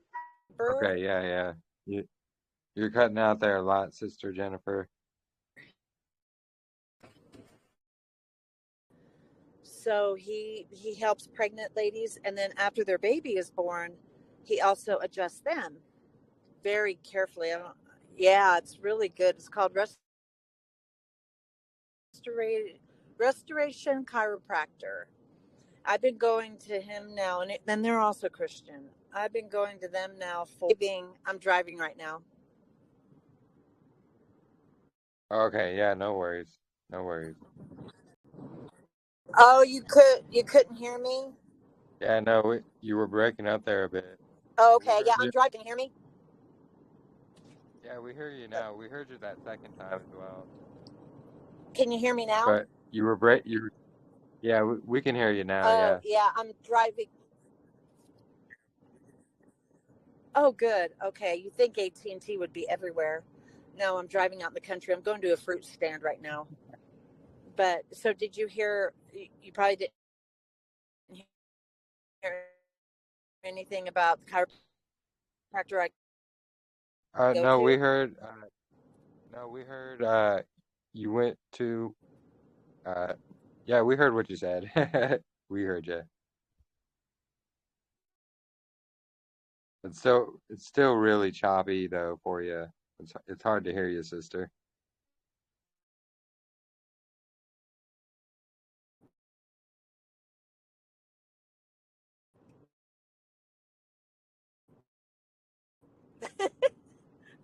I guess I keep breaking up. Yeah, no worries. Hey, you guys. I was going to tell you guys, you know those massagers you get? Okay, good. Yeah, he's really good with pregnant ladies and babies too. Yeah, I think you got a delay there. Okay. Yeah, okay, no all right. I'll stop. I'll wait till I get back into civilization. Yeah, no worries. I'm sorry, I thought she was done. Anyway, you guys, be careful with those massagers because, yes, I had a neck injury, but the massager that I was using, I think I put it on my neck, and I think that is I let my husband do it. But I think that's what kind of triggered everything is that massager, whatever damage I already had, like it made it worse or triggered something. And the chiropractor's like, yeah, those massagers are way too powerful, especially for your neck area. So, I mean, I'll tell you what, I bought one of those too, and I think that it messes me up more than it does anything. Yeah, I'm telling you, girl. I used that massager, and I told my husband, like, I'm hurting so bad that, and use it in a bad spot. Well, especially on your neck, guys. Like, don't use those things on your neck because your neck is there's such an important bone there. Apparently, you know.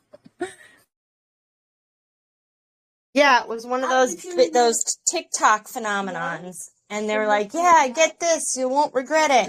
Yeah, and every time I use it, I get knocked out. Yeah, I think that we need to just learn about our spine before we start hammering it with a jackhammer. That's all. We didn't know, Katrina. We didn't know.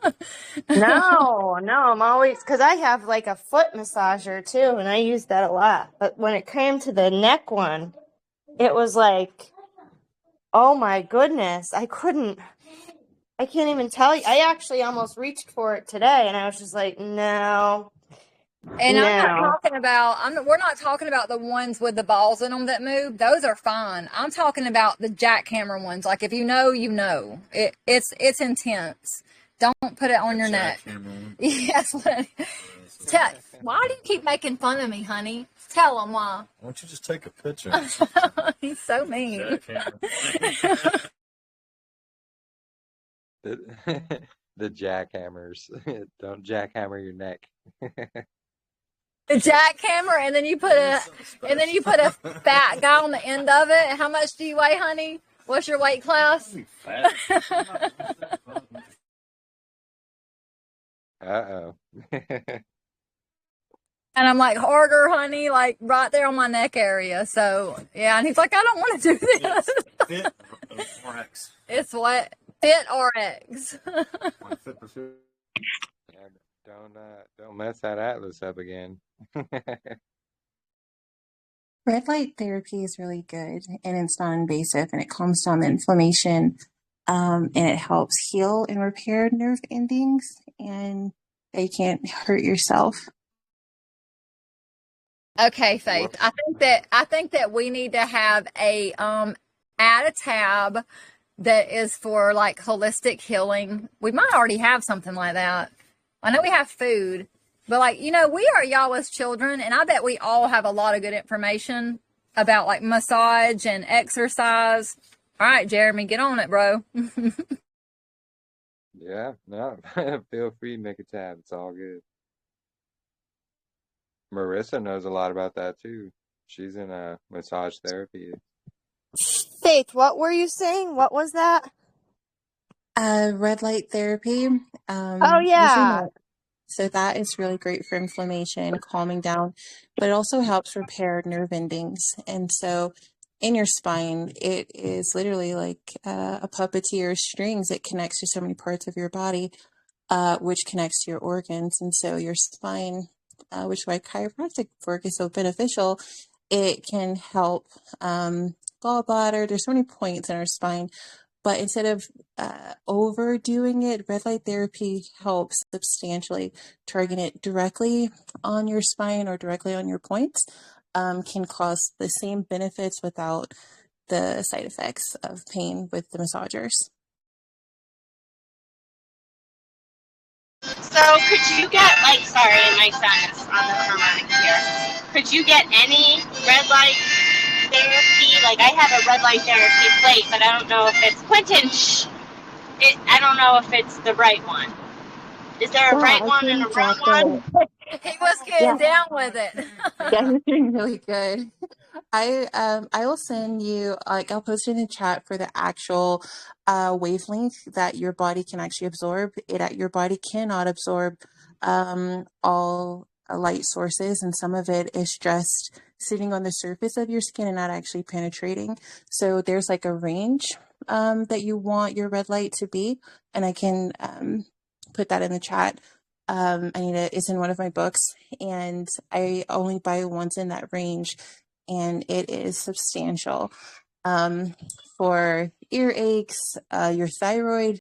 That's another big thing, and it can actually help your body to build up vitamin D levels naturally. If you can't get out in the sun, still give yourself red light exposure, and you're also increasing your vitamin D. It helps during the winter time.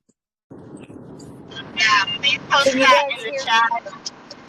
Any other chat, any holistic chat, whatever, probably both of them. But I would be interested in that, especially for my son for his thyroid and stuff like that, and our winter months. Can you guys hear me?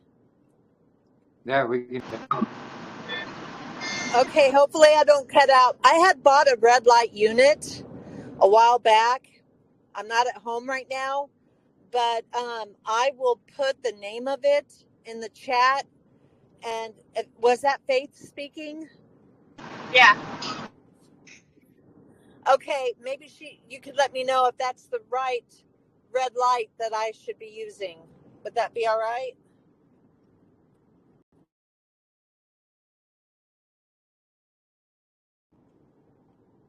I will totally look at that for you. whenever you get a chance and you like safely stop, yeah, I can look at that for you. And so you can kind of compare, or I can compare it for you.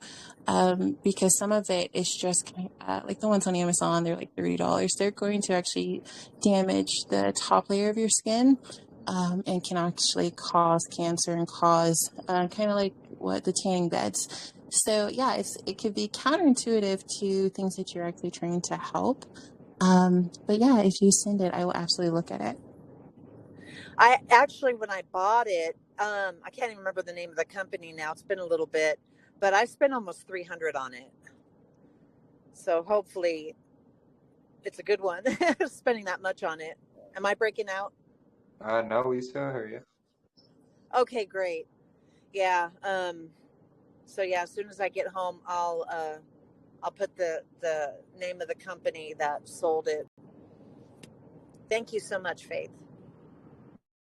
Yeah, no problem. I want to be a holistic practitioner, but only after 6 children. And it's just more so a hobby and passion of mine. I like to have an apothecary soon, but right now we don't even have a garden.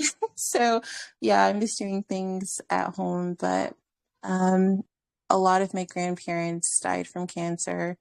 And seeing how so many things in this world are designed to destroy us, I really look for the things that Yahuah says is for the healing of the nations, which is the leaves, which is the plants, and setting light with the sun simulators and things like that.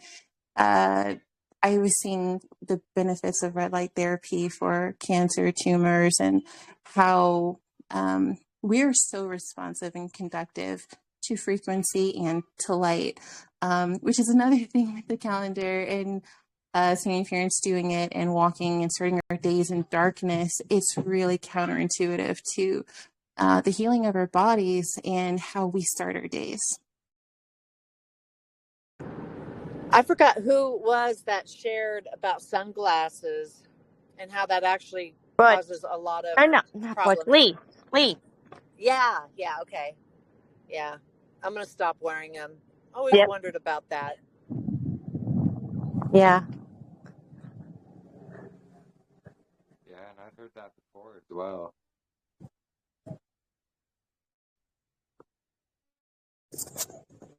But seeing the sun, it helps your body to prepare for its light. Whereas if you're wearing sunglasses, it's going to think, you're going to think, well, your body's going to think it's not so sunny. Really never thought about that before. Very interesting. Yeah, neither did I. And it makes total sense. Yeah, it really does.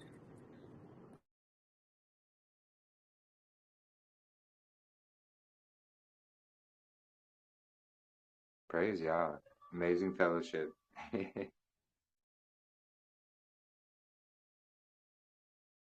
Can't believe it's already been 2 hours. Doesn't even feel like it.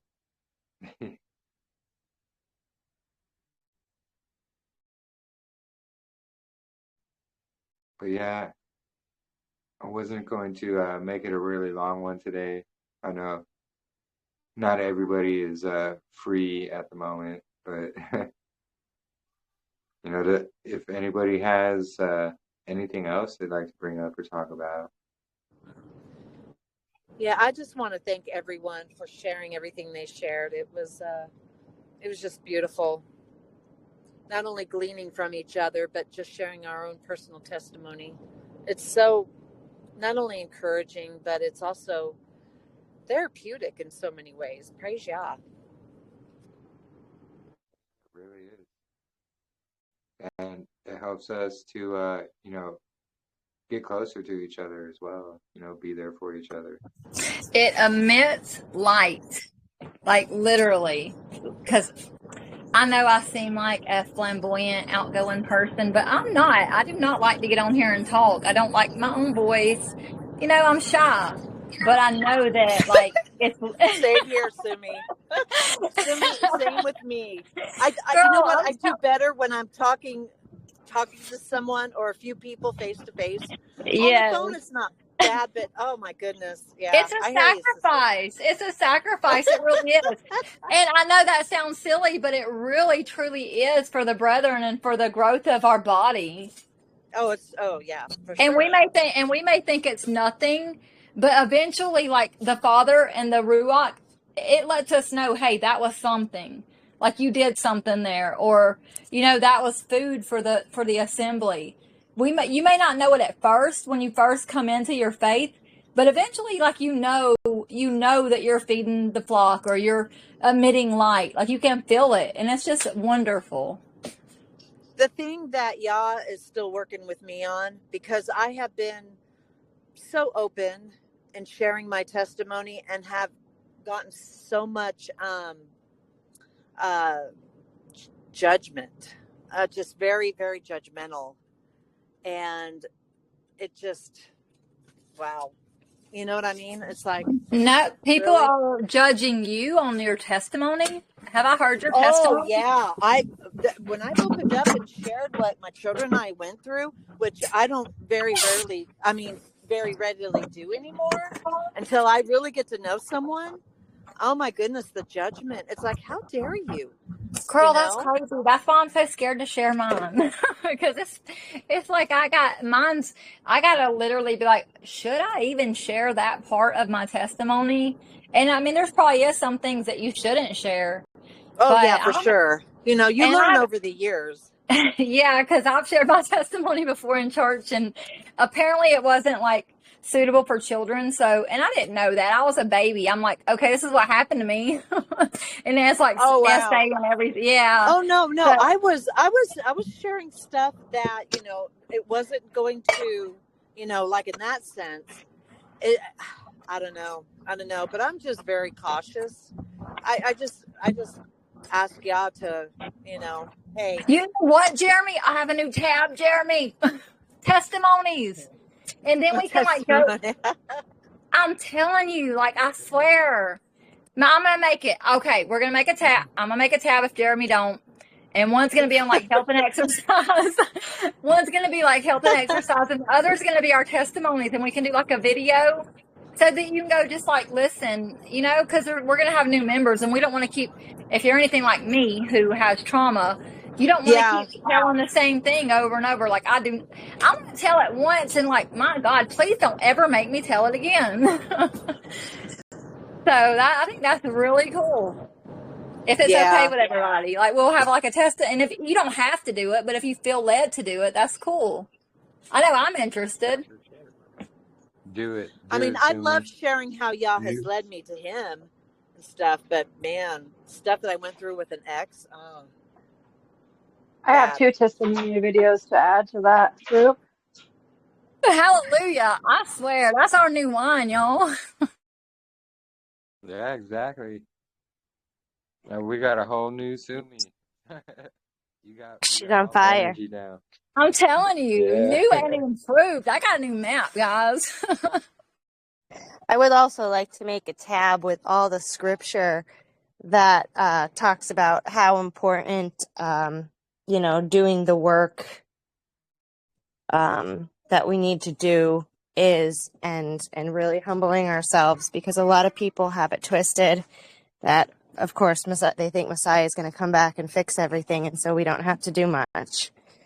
And I think all through the scriptures we could find that that's not the case. Katrina, you are in charge of making these 3 new tabs. I don't know how to make tabs. Look. You got the job, sis. Oh. In the other group, you just go. So in our other group, the library one, you just go at the top, the 3 dots, and put create topic, and it'll make another tab, and you can name it.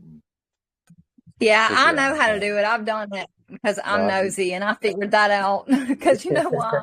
I could never find Jeremy's article, so I made a whole tab just for Jeremy's article. No, that was a good idea. And yeah, so I started making tabs too, and And then we got a library, and it is freaking fire. Yeah, Yeah, I love it. it really is a Yep. library.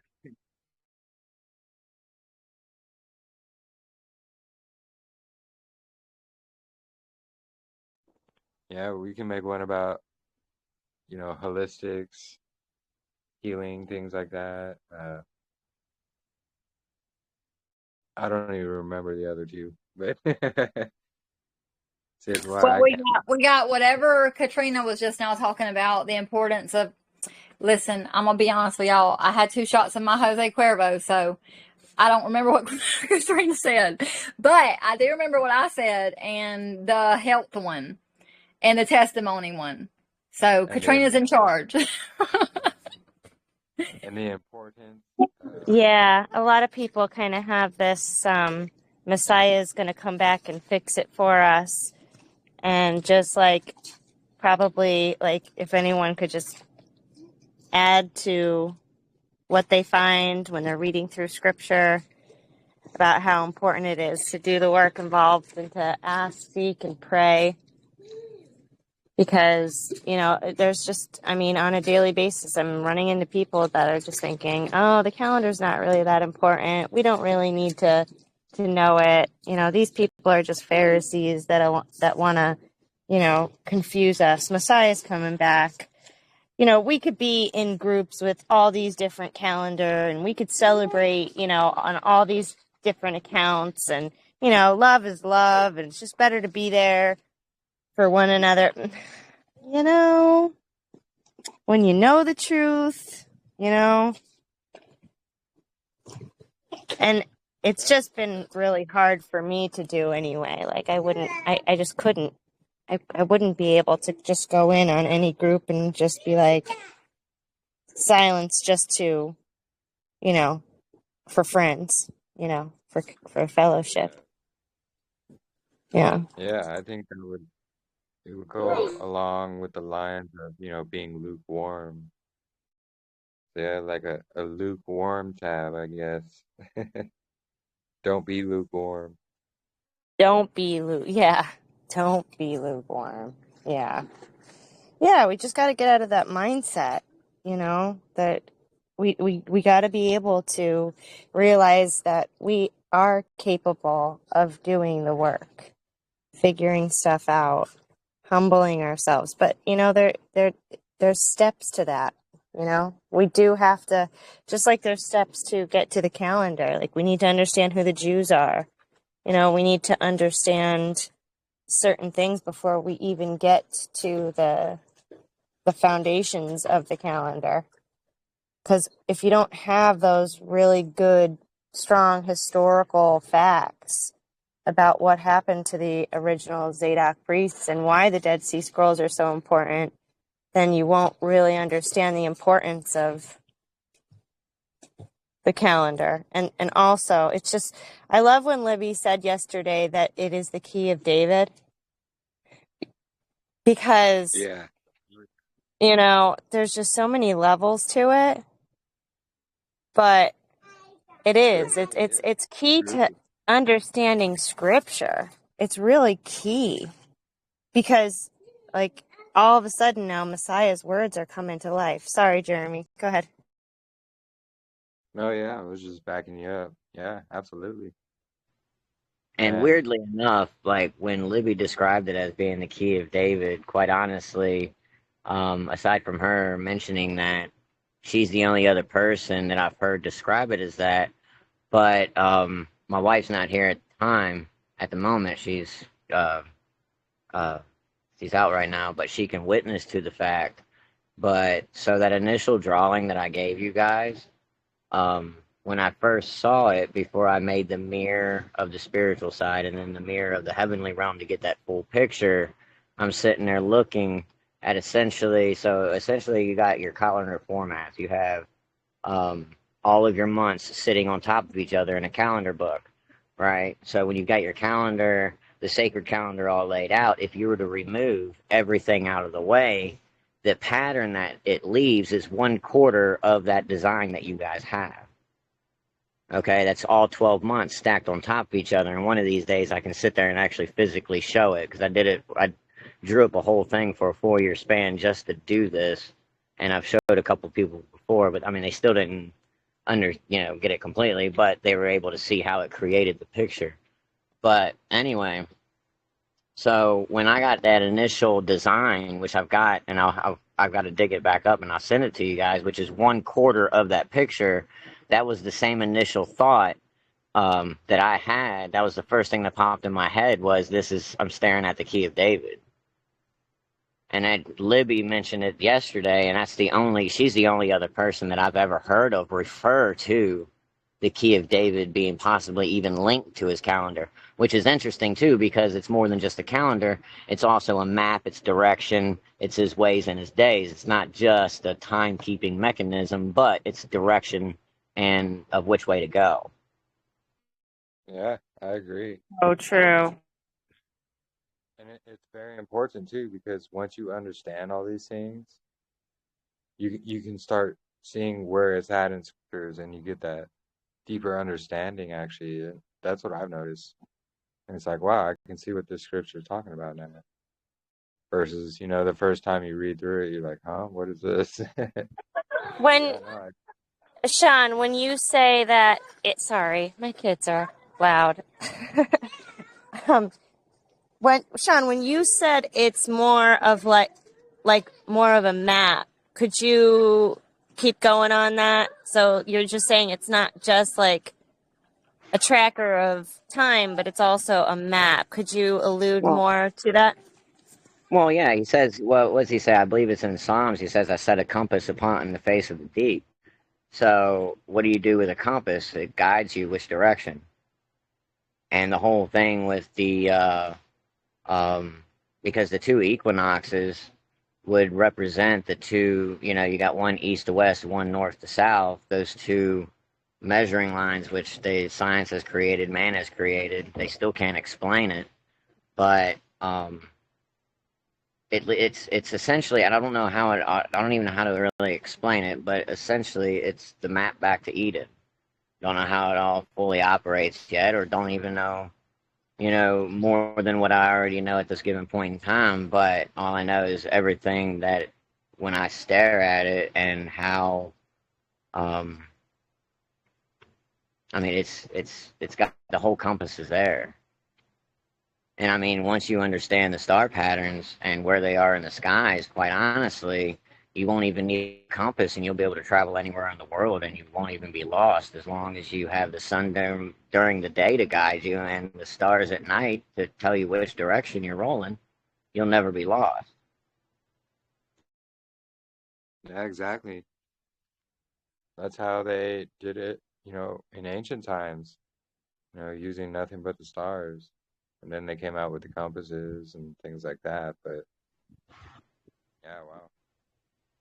But that's why everybody suspects that the witnesses are Enoch and Elijah, because you've got Elijah with with his ways, preaching repentance and return, and then also the spirit, being connected to the spirit of truth, which is rebuke at the same time. And then also you have Enoch, which is, what was he shown? He was shown time in general from the beginning to the end. So you've got his calendar and his ways and his days coming into an effect, or bringing his people back together in the end, which is really interesting. When the one lady earlier when she was talking about that little the grape squeezing contraption, that when it's fully compressed, it makes the tav. Well, it's funny because the tav is the symbol of the 2 sticks, the northern house and the southern house, being put back together. And Lee, didn't you say the Tav was like at the top of that tabernacle? Yes, it is. Yeah, it's the stick of Judah and the stick of Joseph crossed and put back into one piece. Yes, sir. One covenant, one sign, one people. With the backbone over the top, pointing to the Messiah, bringing the 2 back. Wow, yeah, yeah. Praise God.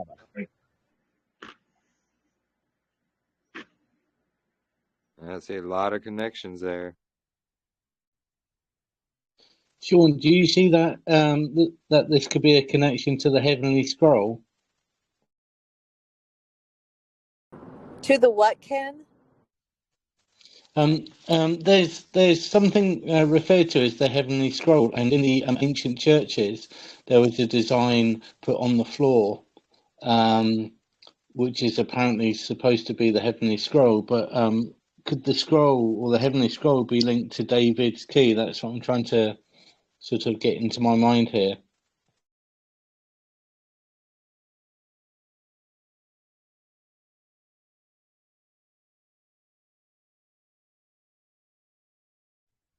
Interesting.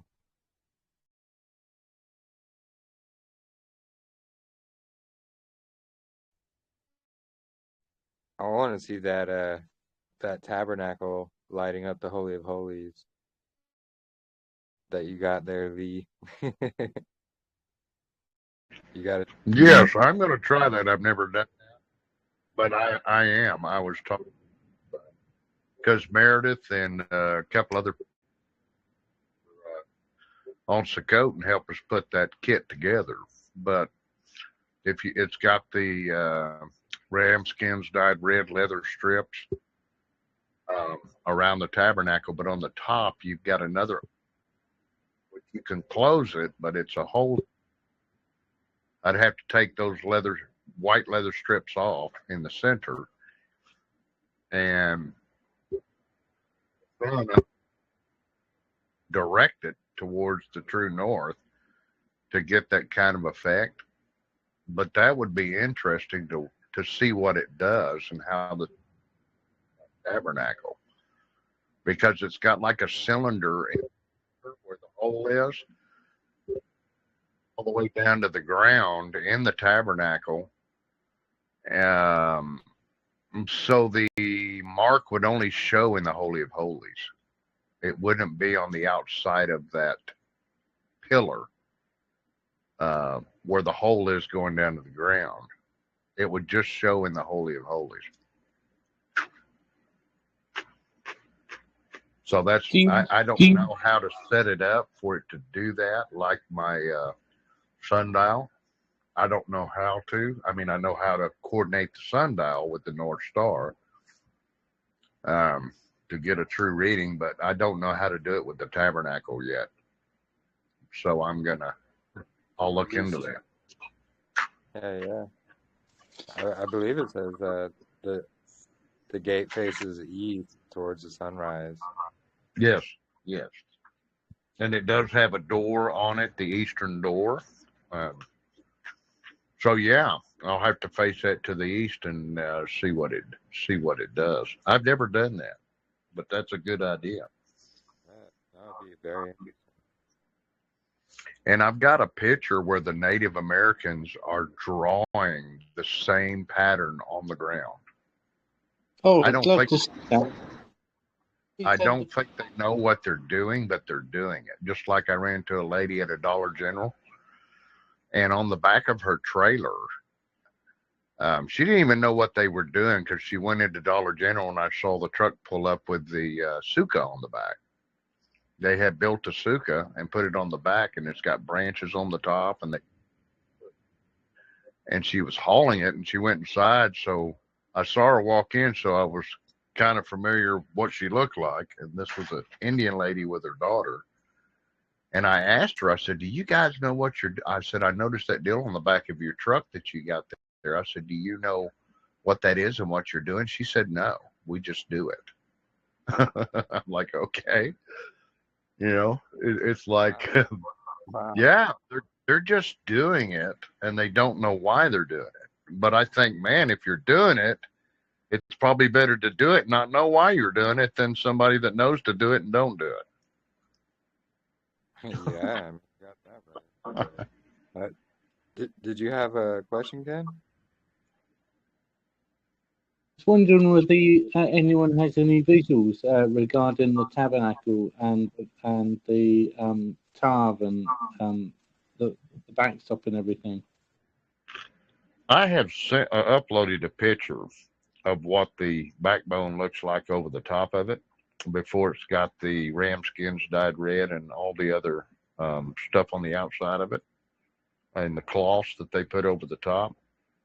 I have uploaded a picture there many times where you can see that top on the top with the backbone over the top. So it should still be in the chat.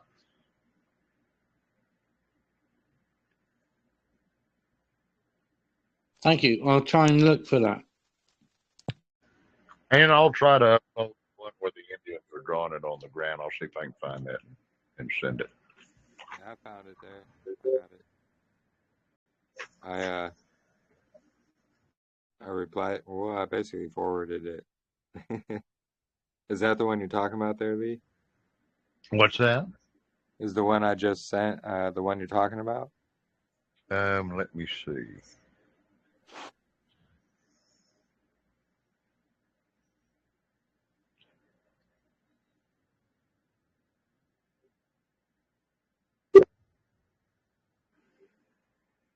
Yep.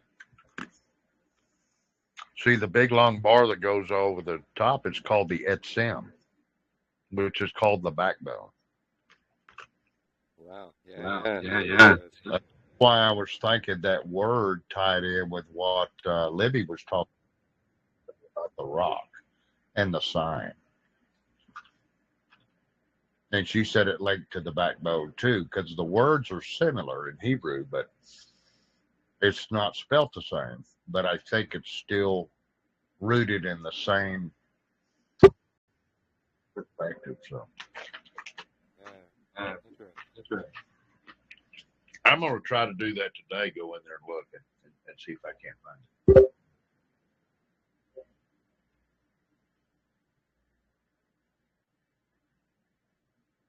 Yeah, and it's the only one that makes it the whole span like that as well. Yeah. So that in your picture, I've got food in my mouth, so I don't smack in your ear. No worries.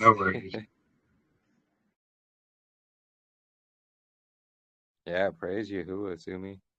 Absolutely.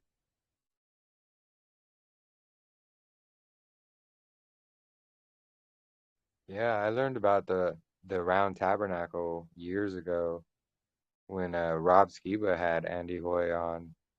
That's actually when I first heard about it. And I looked into it after that. Have you looked? Well, I'm sure most people haven't seen it because he doesn't like giving it out.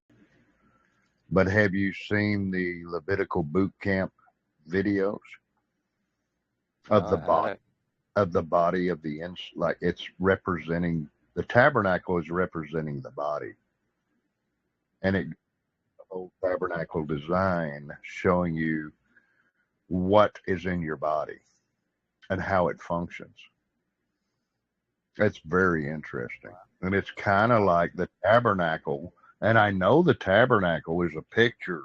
If you look up in the heavenlies, you look at a picture of the meridian, kind of like a weaved web, kind of, but it's got a hole in the top. It's kind of like a priestly garment. It's like the heavenly garment kind of deal. And when a priest had the round stitching, it was a solid stitching with a hole in it. He'd put it over the top of his head. Well, when he put it over the top of the head, I think that top went from the back. It was like a crown. So when it fit on the head, the garment fit, but yet you had the strips going from the front of the head backwards and from the left to the right, like a top, like a crown. Interesting. A mark. It's like a father's seal. The top. And you know, the shape of it as well, like the firmament. Yes. Yes. It's like a garment, really. The tabernacle's like a garment. So when you put it on, it's like a kind of like a round. It's a round garment. And I do think the like the stone, even the breastplate is round. and it's circular, not square like we've normally seen. Because Yeah, it's yeah. like the tribes in a circle. I think it's round. Yeah. No, it makes more sense. Mm-hmm. So you mean like a garment, like the Old West style woman's dress? You know, Yeah. Yes. kind of hooped out or whatever. Yes. Yes, and it had kind of like bells on the four corners. Yeah, Wonder- kind of like that. That's where they got that. Yes. Interesting. Yeah. So I know the tabernacle links up with a priestly garment, and Messiah said, "I'm their covering." But yes, yeah, there's a lot to that. There's a lot to that. It just goes on and on and on. It never ends. Yeah, no, it seems like this is only scratching the surface, you know? Yeah, and I am too.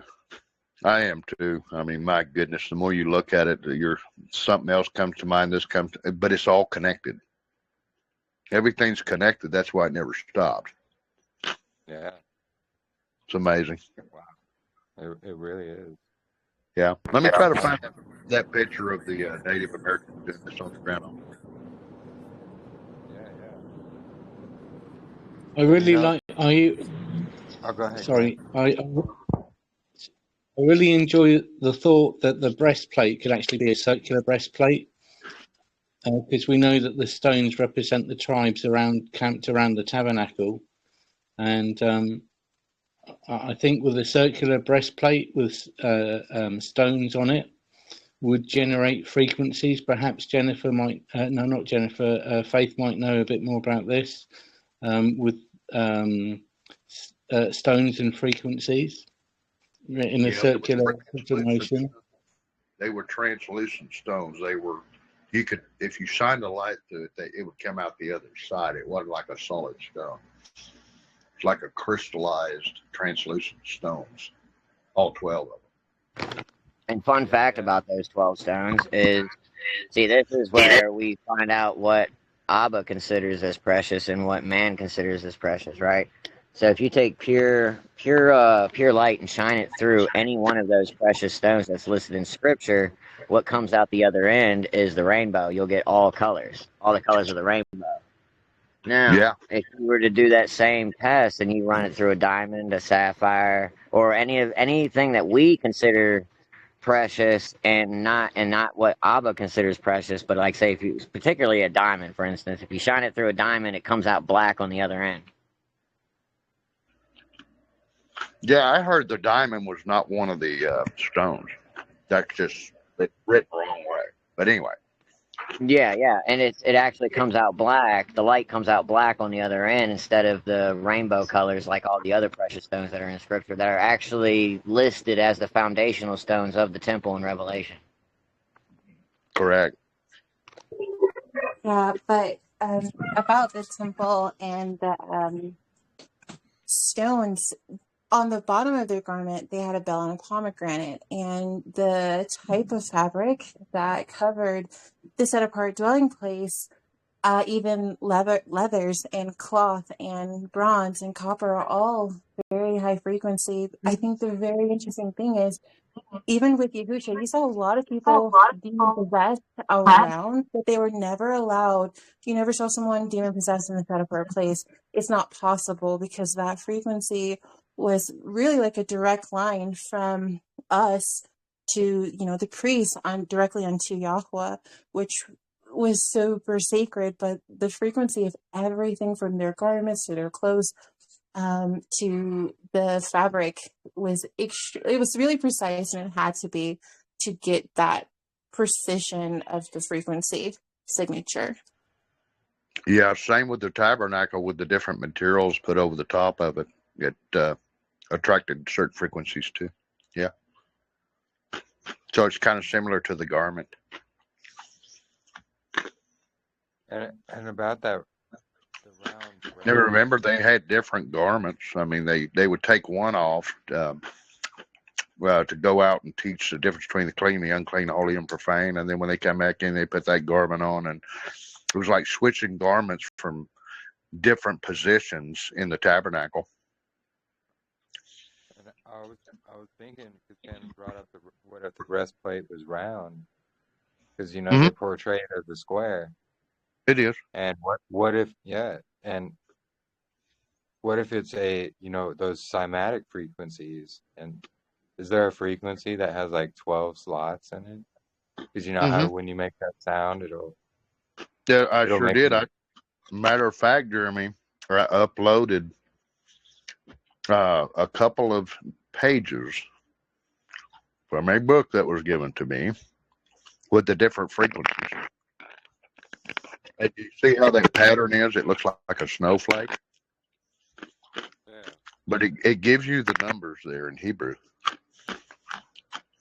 how to tie those together. And it comes out to the 22 letters that were spoken from the beginning of creation, and how he made everything out of the 22 letters. Like it says in Jubilees, he made 22 works. And each letter represents a work that he created.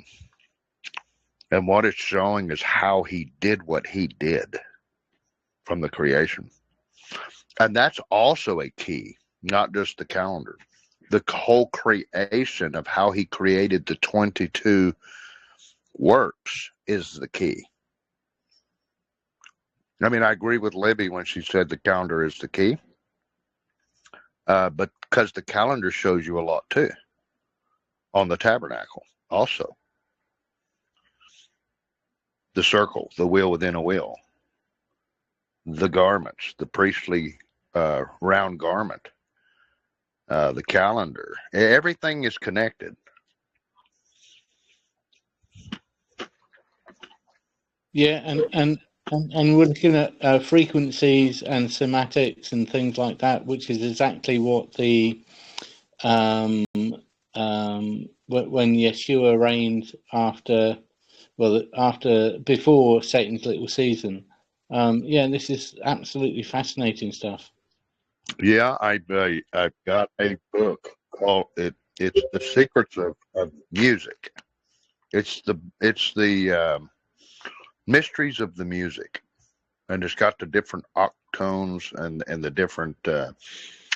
different frequencies of music and how they use music to do what they did too. All that was going on in the tabernacle. It's amazing. Did you post those in the group? Those pictures that you said I you did. took pictures from the Book of Mysteries? Is that in the main chat? Yep. Sure did. Where today? Yes. This morning. It's like I put 4 pages in there, and I put a couple of deals from the music, the Book of Music. And the Book of Music is inside the Book of Mysteries? Yes, but it's a separate part. Yes. We should have a separate meeting just going over this stuff during the week. That's just blowing my mind. I don't even want to get into talking about it. It's so deep. I'm having a hard time understanding it. But I know it's correct. Lost history, the flat earth goes into a lot of this stuff, referring to the music, sound, water, just somatic, just the whole thing. The way the buildings were, the way the buildings were created during the millennial reign, the whole thing. Pretty amazing. Along with all the stones, and when the pure light, like Sean was mentioning, pure light going through those stones. The 2 stones that we value so much end up being black when you shine it through, and that was rubies and diamonds, I believe. It's just, all this is found in this really interesting documentary. Have you seen Lost History of the Flat Earth, Lee? No. Yeah, you would like it. I've shared it a couple of times here. I can put it in the chat again. Yeah, if you look on one of those pages I uploaded, it looks like a snowflake, and we know that if you look at that, and that those are adding up to the 22 works of creation. A lot of it has to do with the ether that's in the air too. The vibration, the sound, the music, the ether, the water, and then of course the copper and the gold, mercury, and all of that, and the domes of all these buildings. It's just amazing. Gosh, it's mind blowing. Oh, I know. I'm going to go ahead and I'm having a share hard that. time I'll tell you, I'm having a hard time understanding some things, but praise God. Oh yeah, same here. I was never that good in science. Science was especially, well, I didn't get into chemistry, but yeah, those have been difficult for me. Yeah. I'm even having trouble trying to understand and fit things together, but in time, I guess it's meant to be. Yes, for sure. Or I wouldn't be reading it. Right. So. I'm very interested in sound and frequencies, have been for several years. Just as an interesting side note, I used to play in a military band, and obviously we were all tuned to the 440 hertz frequency. I was in the band, and there was two trumpet. There were more than two trumpet players, but the two trumpet players that I know have both developed brain tumors, and I just can't help but think that the frequency that they were blowing at was actually causing them more harm than good. And there's something about sound and frequencies that I believe that the tabernacle, also with the bells and everything, I think that if there was a harmonious state within the tabernacle for sure, as there was a harmonious state within the buildings during the millennial reign. And now that we've come out of that, is for me to see friends of mine that are now ill because of ill use of those frequencies is very sad. Yeah.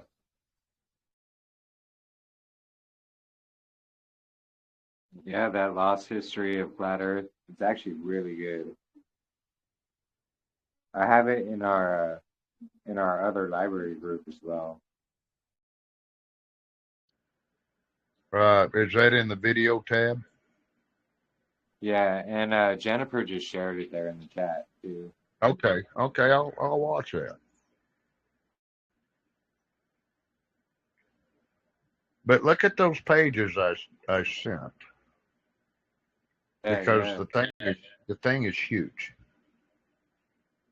and there's some things that when they start naming certain things, it's only in Hebrew. It's not in English. I guess because it can't be translated in English. Yeah, and it's interesting because that crop picture, that's what there's a video called Cymatic Tartaria, and that's exactly what he talks about. And how cymatics make these crop circles. And then he goes into buildings and things like that as well. And that's what that picture is. It's a deal of a crop circle. Yeah. But it's also a picture of a snowflake, which is also a picture of when you hit water with a certain frequency that makes that same frequency makes the water do the same thing. Yeah, really amazing. Very interesting.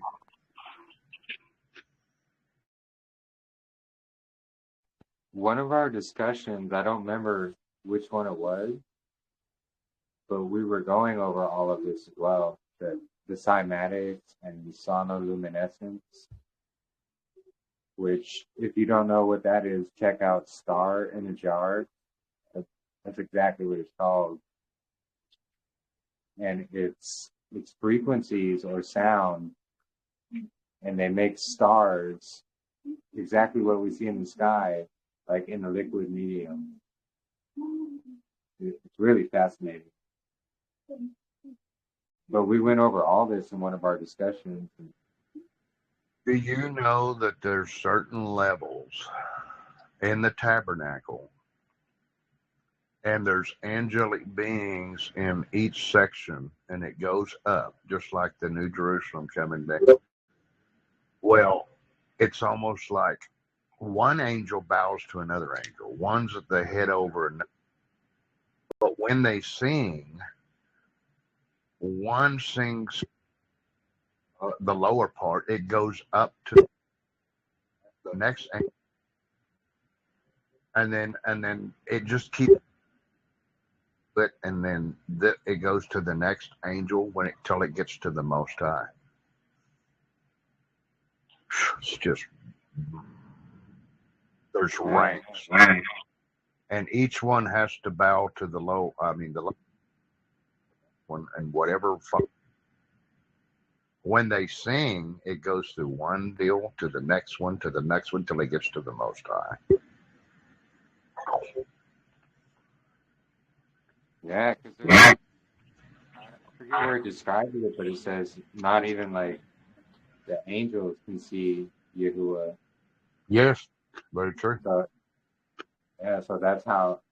Wow, it's all clicking in my head. It's just blowing my stinking head. I'm going, oh my God. Just reading certain stuff, I'm like, oh my gosh, we don't know nothing. And we don't know how awesome he is. I mean, it's like they can't even get close to him. It's like, man. Whew, man. And they're constantly saying, Kadosh, Kadosh, Kadosh. I mean, literally on their faces. Because they lose all strength. They can't even get close. Yeah, all really fascinating stuff. Yeah. No wonder Moses quaked.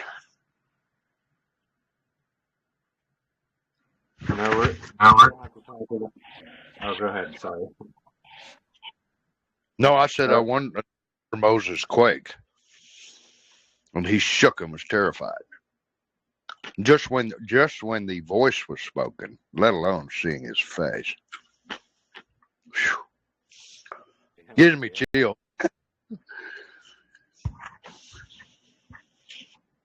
Yeah. No, it's all really fascinating. Yeah. I do have all these videos about like cymatics and things like that. It's actually, I think it's in the Little Season of Deception tab in the other group. It'll have all these videos in there, like the cymatic Tartaria. I think I've seen that one. Yes, and the different frequencies. Yes. Really fascinating. Yeah. I'm going to have to go back and rewatch that after I read, I don't know, about 800 something pages that I got to read. So, oh my goodness. The Lost History of the Flat Earth, it talks about the cymatics as well. It's wonderful. It's wonderful. It's everything connects, frequencies, light, garments, food, everything. All matters. It all matters. Yeah, exactly. And that's what his Ruach is when he spoke everything into existence. It was the cymatics of his word, literally. So the lost history, hey, Lee. Yes. The lost history of flat Earth. It's about 5 hours long. It goes into so much, not just the cymatics and all that, but it also goes into a lot of the history about the orphan trains and kind of it's just really interesting. It just builds on itself, and it explains about our realm, and I mean, it's really good. So you'll have to definitely watch it in chunks. Okay, but it's truly an amazing documentary, and there's so much detail. My goodness. Yeah, I'll go watch it. I'll go watch it. Yeah, that'd be great. Thank you. At the at the end of that, is that the 4 hour long one that also goes into the moon map at the end of it? Yes. Yeah, Yep. exactly. That's how I first found out about it, was on that documentary. And of course, he got it from Vibe of the Cosmos. So Yeah. No, that's why I first heard it as well a few years ago.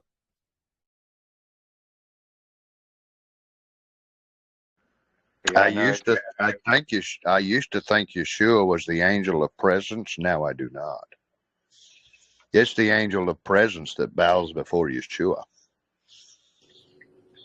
yeah, all the angels bow before Yeshua. Mm-hmm. Yes. yeah, it's But I because used to think Yeshua was the angel of the presence because, you know, when I you're, used to think he was the Archangel Michael. That's what the Adventists teach. I actually believed that at one time. that's yeah. what JWs believe too. That's interesting you say that, talking about the angel of presence. It just reminded me, Brother James brought this to my attention a while back, but in Matthew 24, the very first time that the disciples ask Yahusha, what is the sign of your coming? When you look up that word coming, it could also be translated as what is the sign of your presence? Yes. It's interesting. It even shows the name that's written on his thigh, and it's not what we think. But anyway. And his presence, of course, we know it's his Ruach, because that's how he's everywhere at one time, is through his Ruach. Mm-hmm. Sure. Yeah, yeah.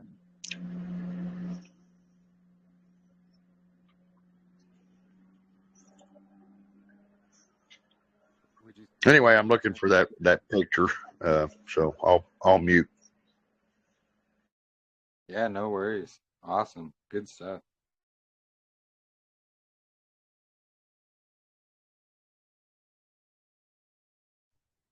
And I was thinking, because he's the word made flesh, so he's literally like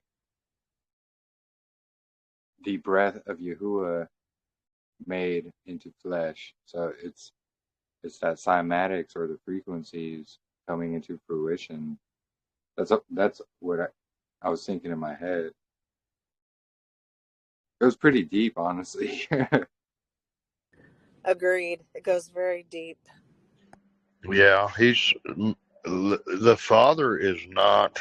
I mean, you have certain eyes, it's the Messiah, and it's 7 spirits. He walked in all 7 spirits, but there's 7 eyes, but it links to Messiah. But the Father has his head turned backwards to the wickedness, because he does not. He's pure.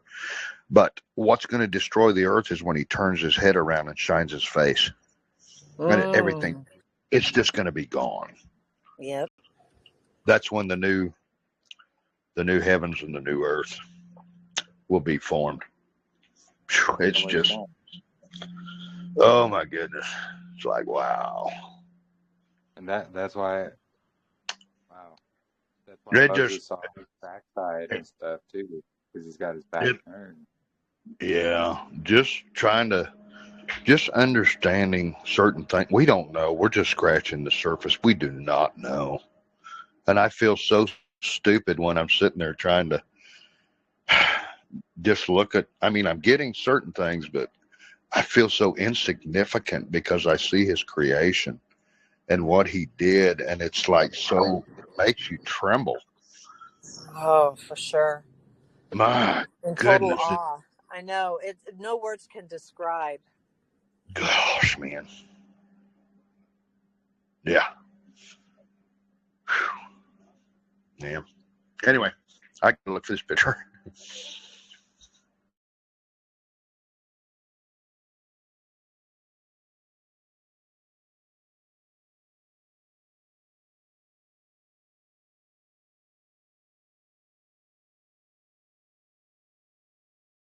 No, that was really amazing.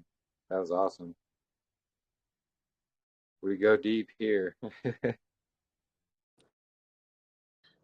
That's what I love about our family, the things that we could talk about, because so many other groups or families, Torah people, whoever, like to shut things down. We just can't do that.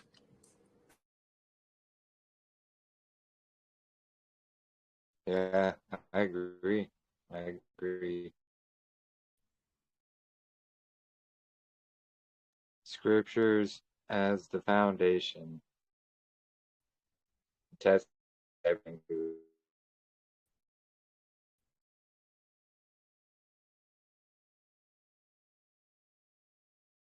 Yeah, exactly, Jermaine. Brings new meaning to make sure we are righteous before his face on Judgment Day.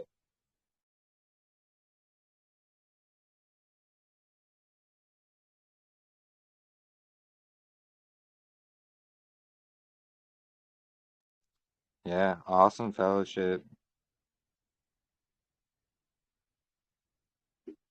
Yeah, that day is certainly coming, for sure. It is soon upon us. I definitely agree there, sister.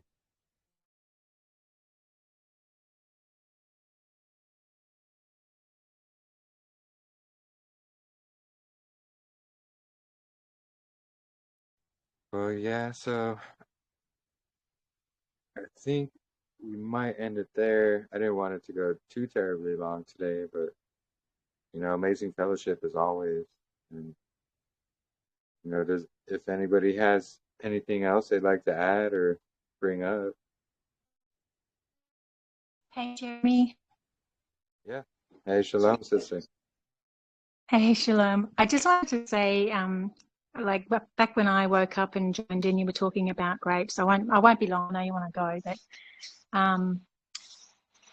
we have trouble finding true non-genetically modified grapes here with the seed in it. But when we do find it, it's just beautiful. But they do tend to be a dark color, like the blacks and the reds. But to eat grapes with the seed, it's a slow process. They are full of sugar. They're really, really high in sugar, and we're not supposed to eat a lot of them. But with the seed, always fruit with the seed makes you slow down, get some saliva in the mouth, helps your body get ready to digest it. But on the supermarket shelves, you've got all these seedless grapes and people are just popping them in. You can eat a whole bunch of grapes in no time at all, and meanwhile your belly's just, swelling. I just thought I would mention that.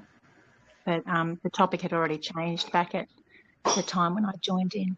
Do you know that every seed and everything that he did create, that you take that seed in your mouth, and that seed has that DNA in it, and if you chew it up in your saliva or even swallow it, that DNA but the body, it's just the seed.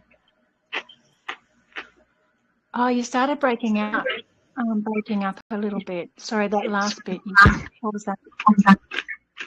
I said, did you realize that every fruit that has seed in it, that the seed, if you put it in your mouth and you chew on the seed with your saliva and you swallow the seed, that seed has DNA in it that Yah created, and it will create the nutrients and connect with your DNA to help your body, the seed.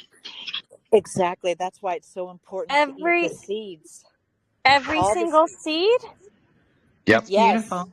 Yes. So, how do you eat avocado seed? I don't I do don't know that. about the avocado.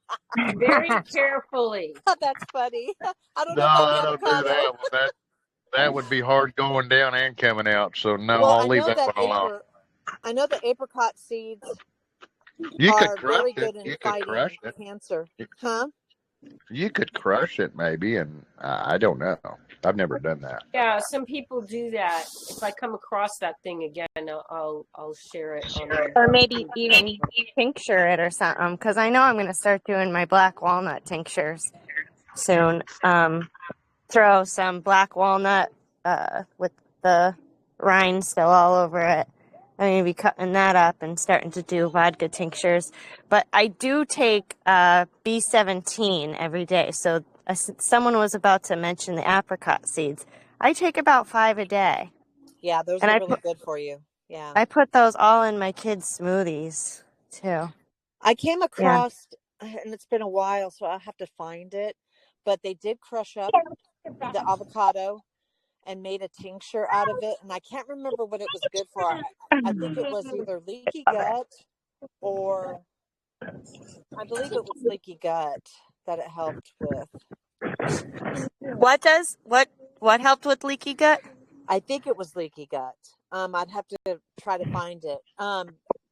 Cutting up, or but you have to make sure as soon as you get the seed out of the avocado while it's still moist and a little pliable is when you get it all chopped up, and then you put it in either alcohol or apple cider vinegar to make a tincture out of it. And I think it was supposed to help.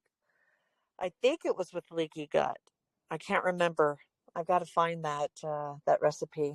But yeah, so the avocado, all the seeds are health benefit. I mean, it's all medicinal, all good for you. So, like when I cut up and blend my apple, I'm throwing in that seed, right? Oh yeah, I'm throwing it the whole thing.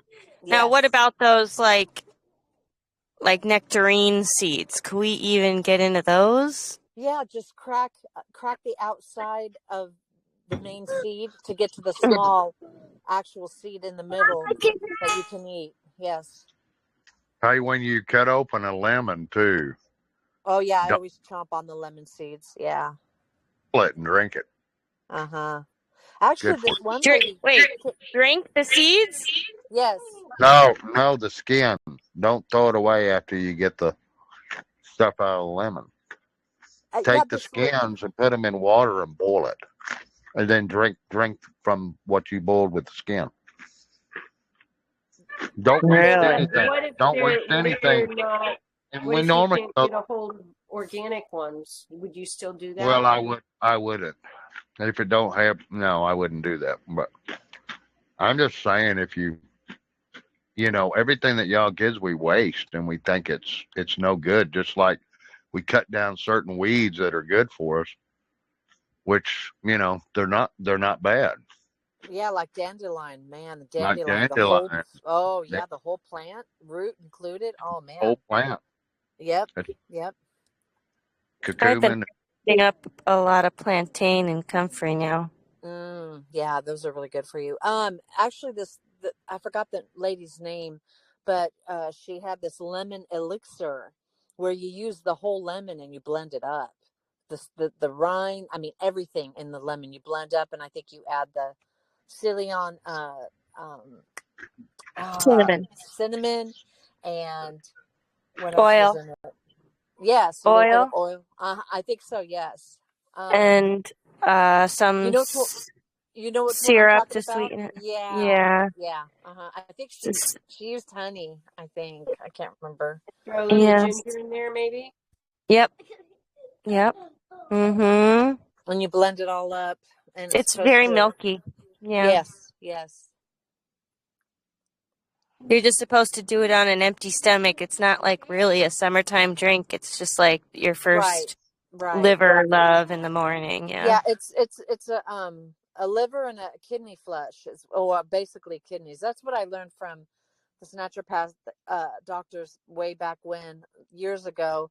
But they just said warm lemon water, But of course, man, you might as well use the whole thing.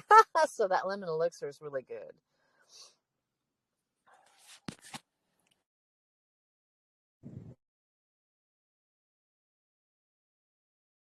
Praise Yah, yeah.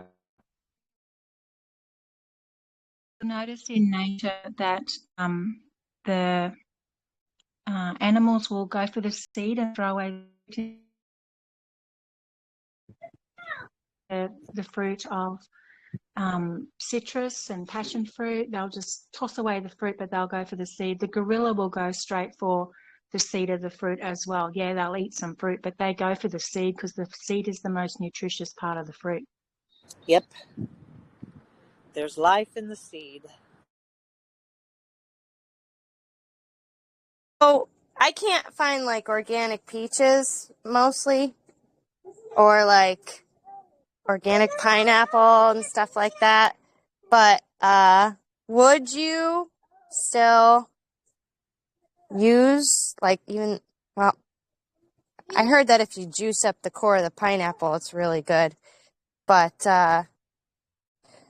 just like using the other non-organic stuff for the seeds, because we all know they're probably all GMO'd, right? I Yeah, mean, that's most of our fruit is. The pineapples that we have here, we do actually get some seed inside the pineapples. No And way. you can grow, yeah, you can get pineapples from those seeds. The reason why they get seed is because the bird, the little tiny nectar birds, like sunbirds, they'll come along, and when the pineapple comes into fruit, it has flowers all around those segments on the side of the pineapple, and then the birds pollinate those flowers, and then when you cut open the pineapple, you'll see these tiny little seeds. But when they are made in mass productions, they're spraying pineapples all the time, and the birds just don't go there. But the core of the pineapple is super amazing, very anti-cancer. And it's amazing. It's funny how the pineapples in the tins, you find that they just rip out that core, right? All you get is the outside section of the pineapple. So you just get this circle without the core. But when you rip open a brand new fresh pineapple off the plant, the core is nice and soft. It's not tough and stringy. It's just beautiful. It's got that little bit of a crunch in it. It's not chewy and yucky. They were saying It's about like, the pineapple too that it's really good to help with testosterone.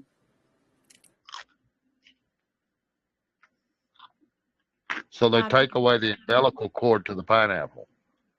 Yeah.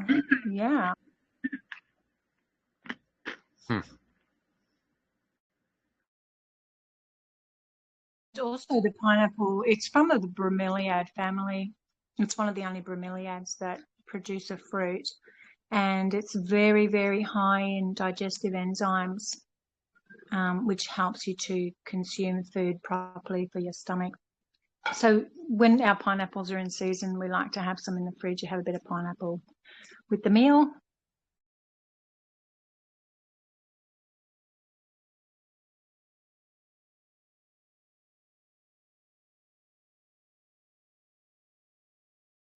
yeah. Pineapple is really good for you. Coconut as well, actually.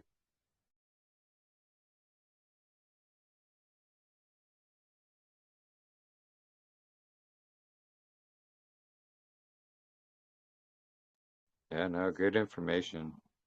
Absolutely.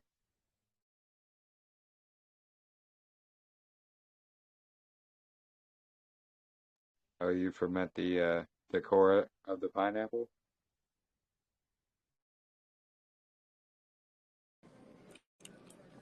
I wonder if eating the core of the pineapple is where you have the benefit for your testosterone, because I know I was really low and still am really low in it with me going through the change. My hormones, my goodness, I don't even feel human sometimes because I'm all out of whack. And I had my levels tested of my hormones very low in testosterone, which also causes a lot of brain fog and all that other fun stuff. I would try artichoke. Artichoke extract can be great for conception, but also for the change and maintaining a really good balance between your estrogen and progesterone and your Yeah. testosterone. It's a great for men and for women for keeping all levels in a great balance. But yeah, for the pineapple core, I just core it. I use sucanut. I don't use a lot of other sweeteners, just a pinch of that and water. And I use that for like for people who make ginger bug. I just make a base out of that, and then I'm able to make from the pineapple base more probiotic drinks. Nice. We actually use the skins as well. The skin of the pineapple you can boil up with some ginger and water, and it makes a nice pineapple ginger tea. That's a really, really highly, it's a very good high benefit source. And so when we have our pineapple season, I will save all the skins and stick them in the freezer in bags and in portions. And then, when I remember, time from time, we'll just make a pineapple tea. And you can also do a tincture with or some sort of probiotic with the pineapple skins. I haven't done that, but I did see it somewhere. Now be careful. Be careful putting them in those block baggies, because the seeps into plastic. Yeah, I didn't think about that when I did it, but it's still. Surely they have BPA-free plastic bags like they do bottles now. Yeah, and if you go get your meat, remember how they used to do it when you go to the butcher, that they would wrap it in paper? Well, now they wrap it in plastic. Oh, of course. They have unwaxed butcher paper as well, because I use both. But I use it for everything before I put it in the freezer for a barrier, because microplastics are in so many things and it affects our children. And so taking a binder helps just expel that. Nobody's going to be, unfortunately, free of microplastics because it's coming out of everything, but you can definitely reduce the numbers in your cellular, on a cellular level. Yes.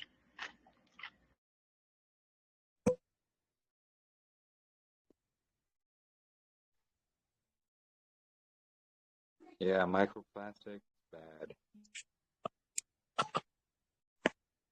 Yeah, it's like, but it's raining down on us. It's raining on us. It's raining on our crops.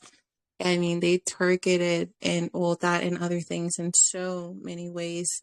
From basically, there's not an untouched source unless you're able to get, your well water from, really deep.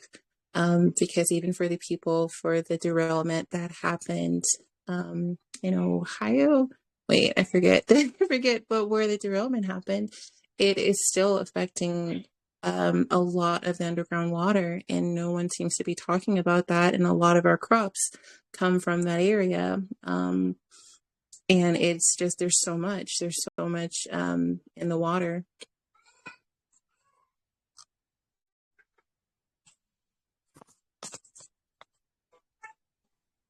Even the toothbrushes in our mouth, those plastics, when they get warm in your mouth and you're rubbing them all around, they also get to a cellular level. In 30 seconds inside your mouth, it will start drawing into your bloodstream. So that's why obviously you don't use the bad toothpaste. You can make your own. I think Isabel talked about that. But yeah, the toothbrushes are also pretty nasty as well, especially with all the colorings they've got on there, and then they've got silicone in their toothbrushes now, and it's all nice and warm and rubbing around. Yep.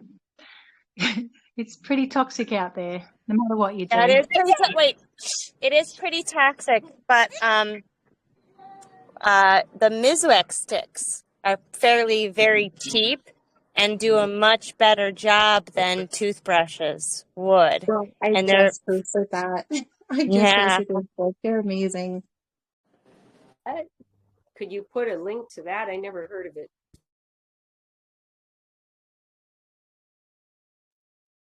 I just saw something also. I do remember now that you said that, Katrina. I remember you saying they were using sticks.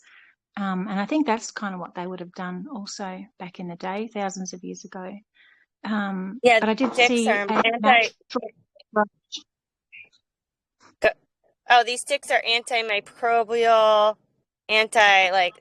everything. They're really actually, they whiten your teeth. It's amazing. Sounds good.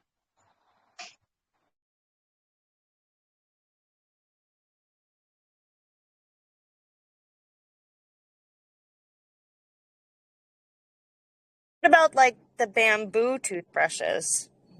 One's made from bamboo. That's the one I use, is the bamboo. Mhm.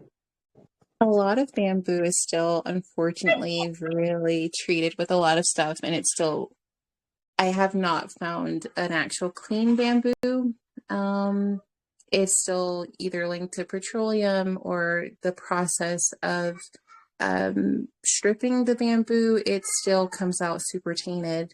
I haven't found a clean source of bamboo yet.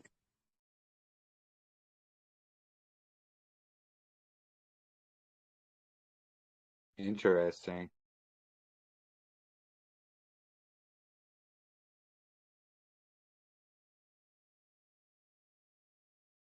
What is tainted about it when they do that? They're just chemicals and stuff. Yeah, I think it's the process of it. Like, I didn't know for a long time, what is it, collagen? And I'm like, collagen is great for you, but they actually have to dissolve the skin off of the hide. And so that is actually, even if you find one that's like no glyphosate and all of that, that chemical that you don't even know to test for actually still shows up in all of it. And so it's been really interesting trying to find a clean powder. We haven't found one. So we have a freeze dryer, and I just freeze dry the bone broth and like hoping to get enough of that. But yeah, a lot of the things when you're like seeing how it's made, it's the process. I would think you would just be able to take bamboo and strip it and then work it. But unfortunately, with the stuff that they dip it in, because it's extremely porous, it just absorbs. It absorbs in it. And so from fabrics and stuff like that, we tossed all of that out. Hey, I got something to say. You guys, you know what Faith is saying is true, but when the Father said, Yahusha, that if you come across a snake and it bites you, you won't be affected. If you eat poison, you won't be affected. Because that is what it's talking about. Like, do the best you can. Like Faith is saying, do the best you can. Find the most natural substance that you can, but have faith in what you're doing. Because that's why he said that. Look, the Elohim already knew what was going down. They already knew. He already knew that everything's going to be poison. So you gotta eat in faith. And that's what it's talking about, eating in faith.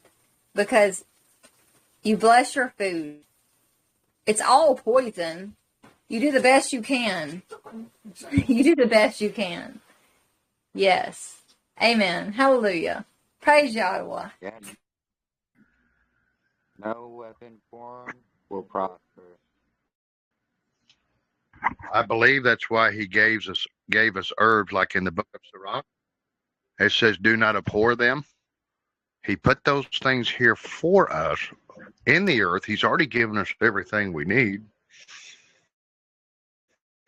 but he put those things here. And I think the most important thing is to keep your liver detoxed, because your liver is your main organ.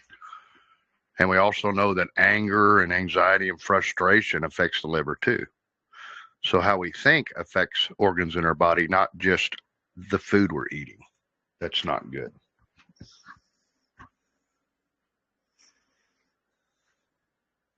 Yeah, that's very true.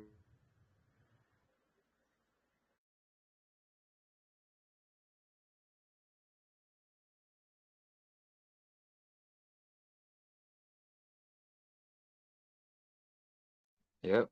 Take care of our temples.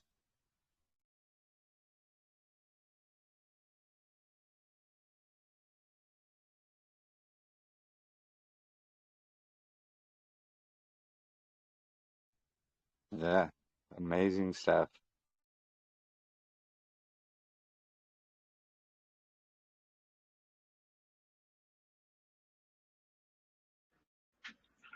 Well, listen, y'all have a good rest of your wine harvest, and I'm going to go back to reading.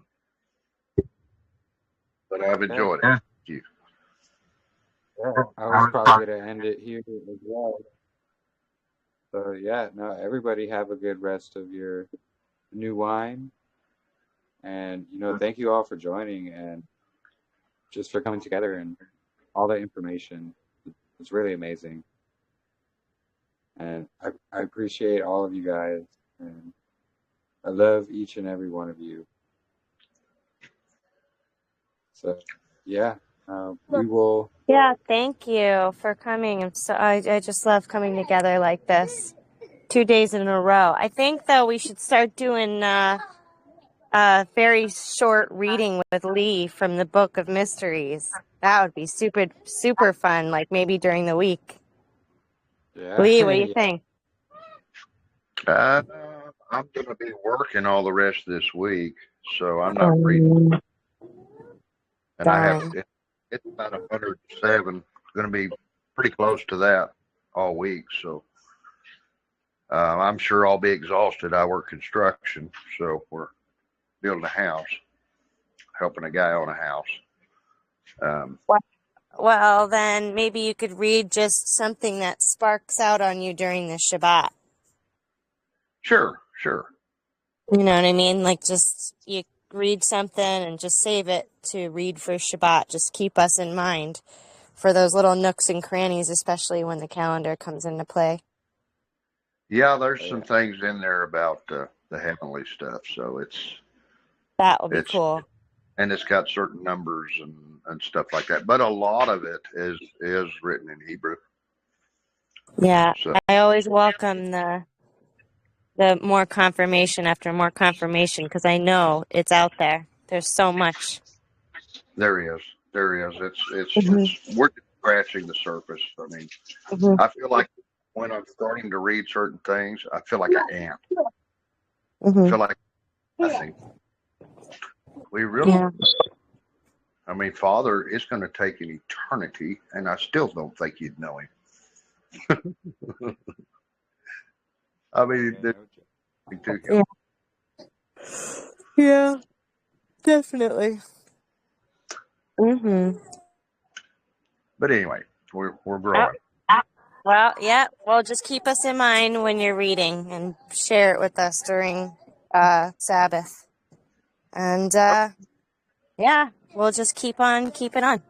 Keep on up with all the confirmations. And so, yeah, everybody have a great rest of your day, your feasting, and we'll talk soon. Happy New Wine! Happy New Wine. Love you guys. Love everybody. Quentin just jumped in the pool when I didn't mean to. I'm over here with Quentin, Katrina. Y'all gonna be like, hush, Sumi, hush. Wait, shh, Claudia. Claudia, stop it. Aw, love it. Sorry. She's being loud because he took all the floats. But she's prepping for Sukkot here. She made a little tent in the backyard. She made a little tent. That's awesome. So funny. Say shalom, shalom. Shalom, Quentin. Shalom. Say shalom. Shalom. Oh my God, I cannot wait to hug them. It's gonna be amazing.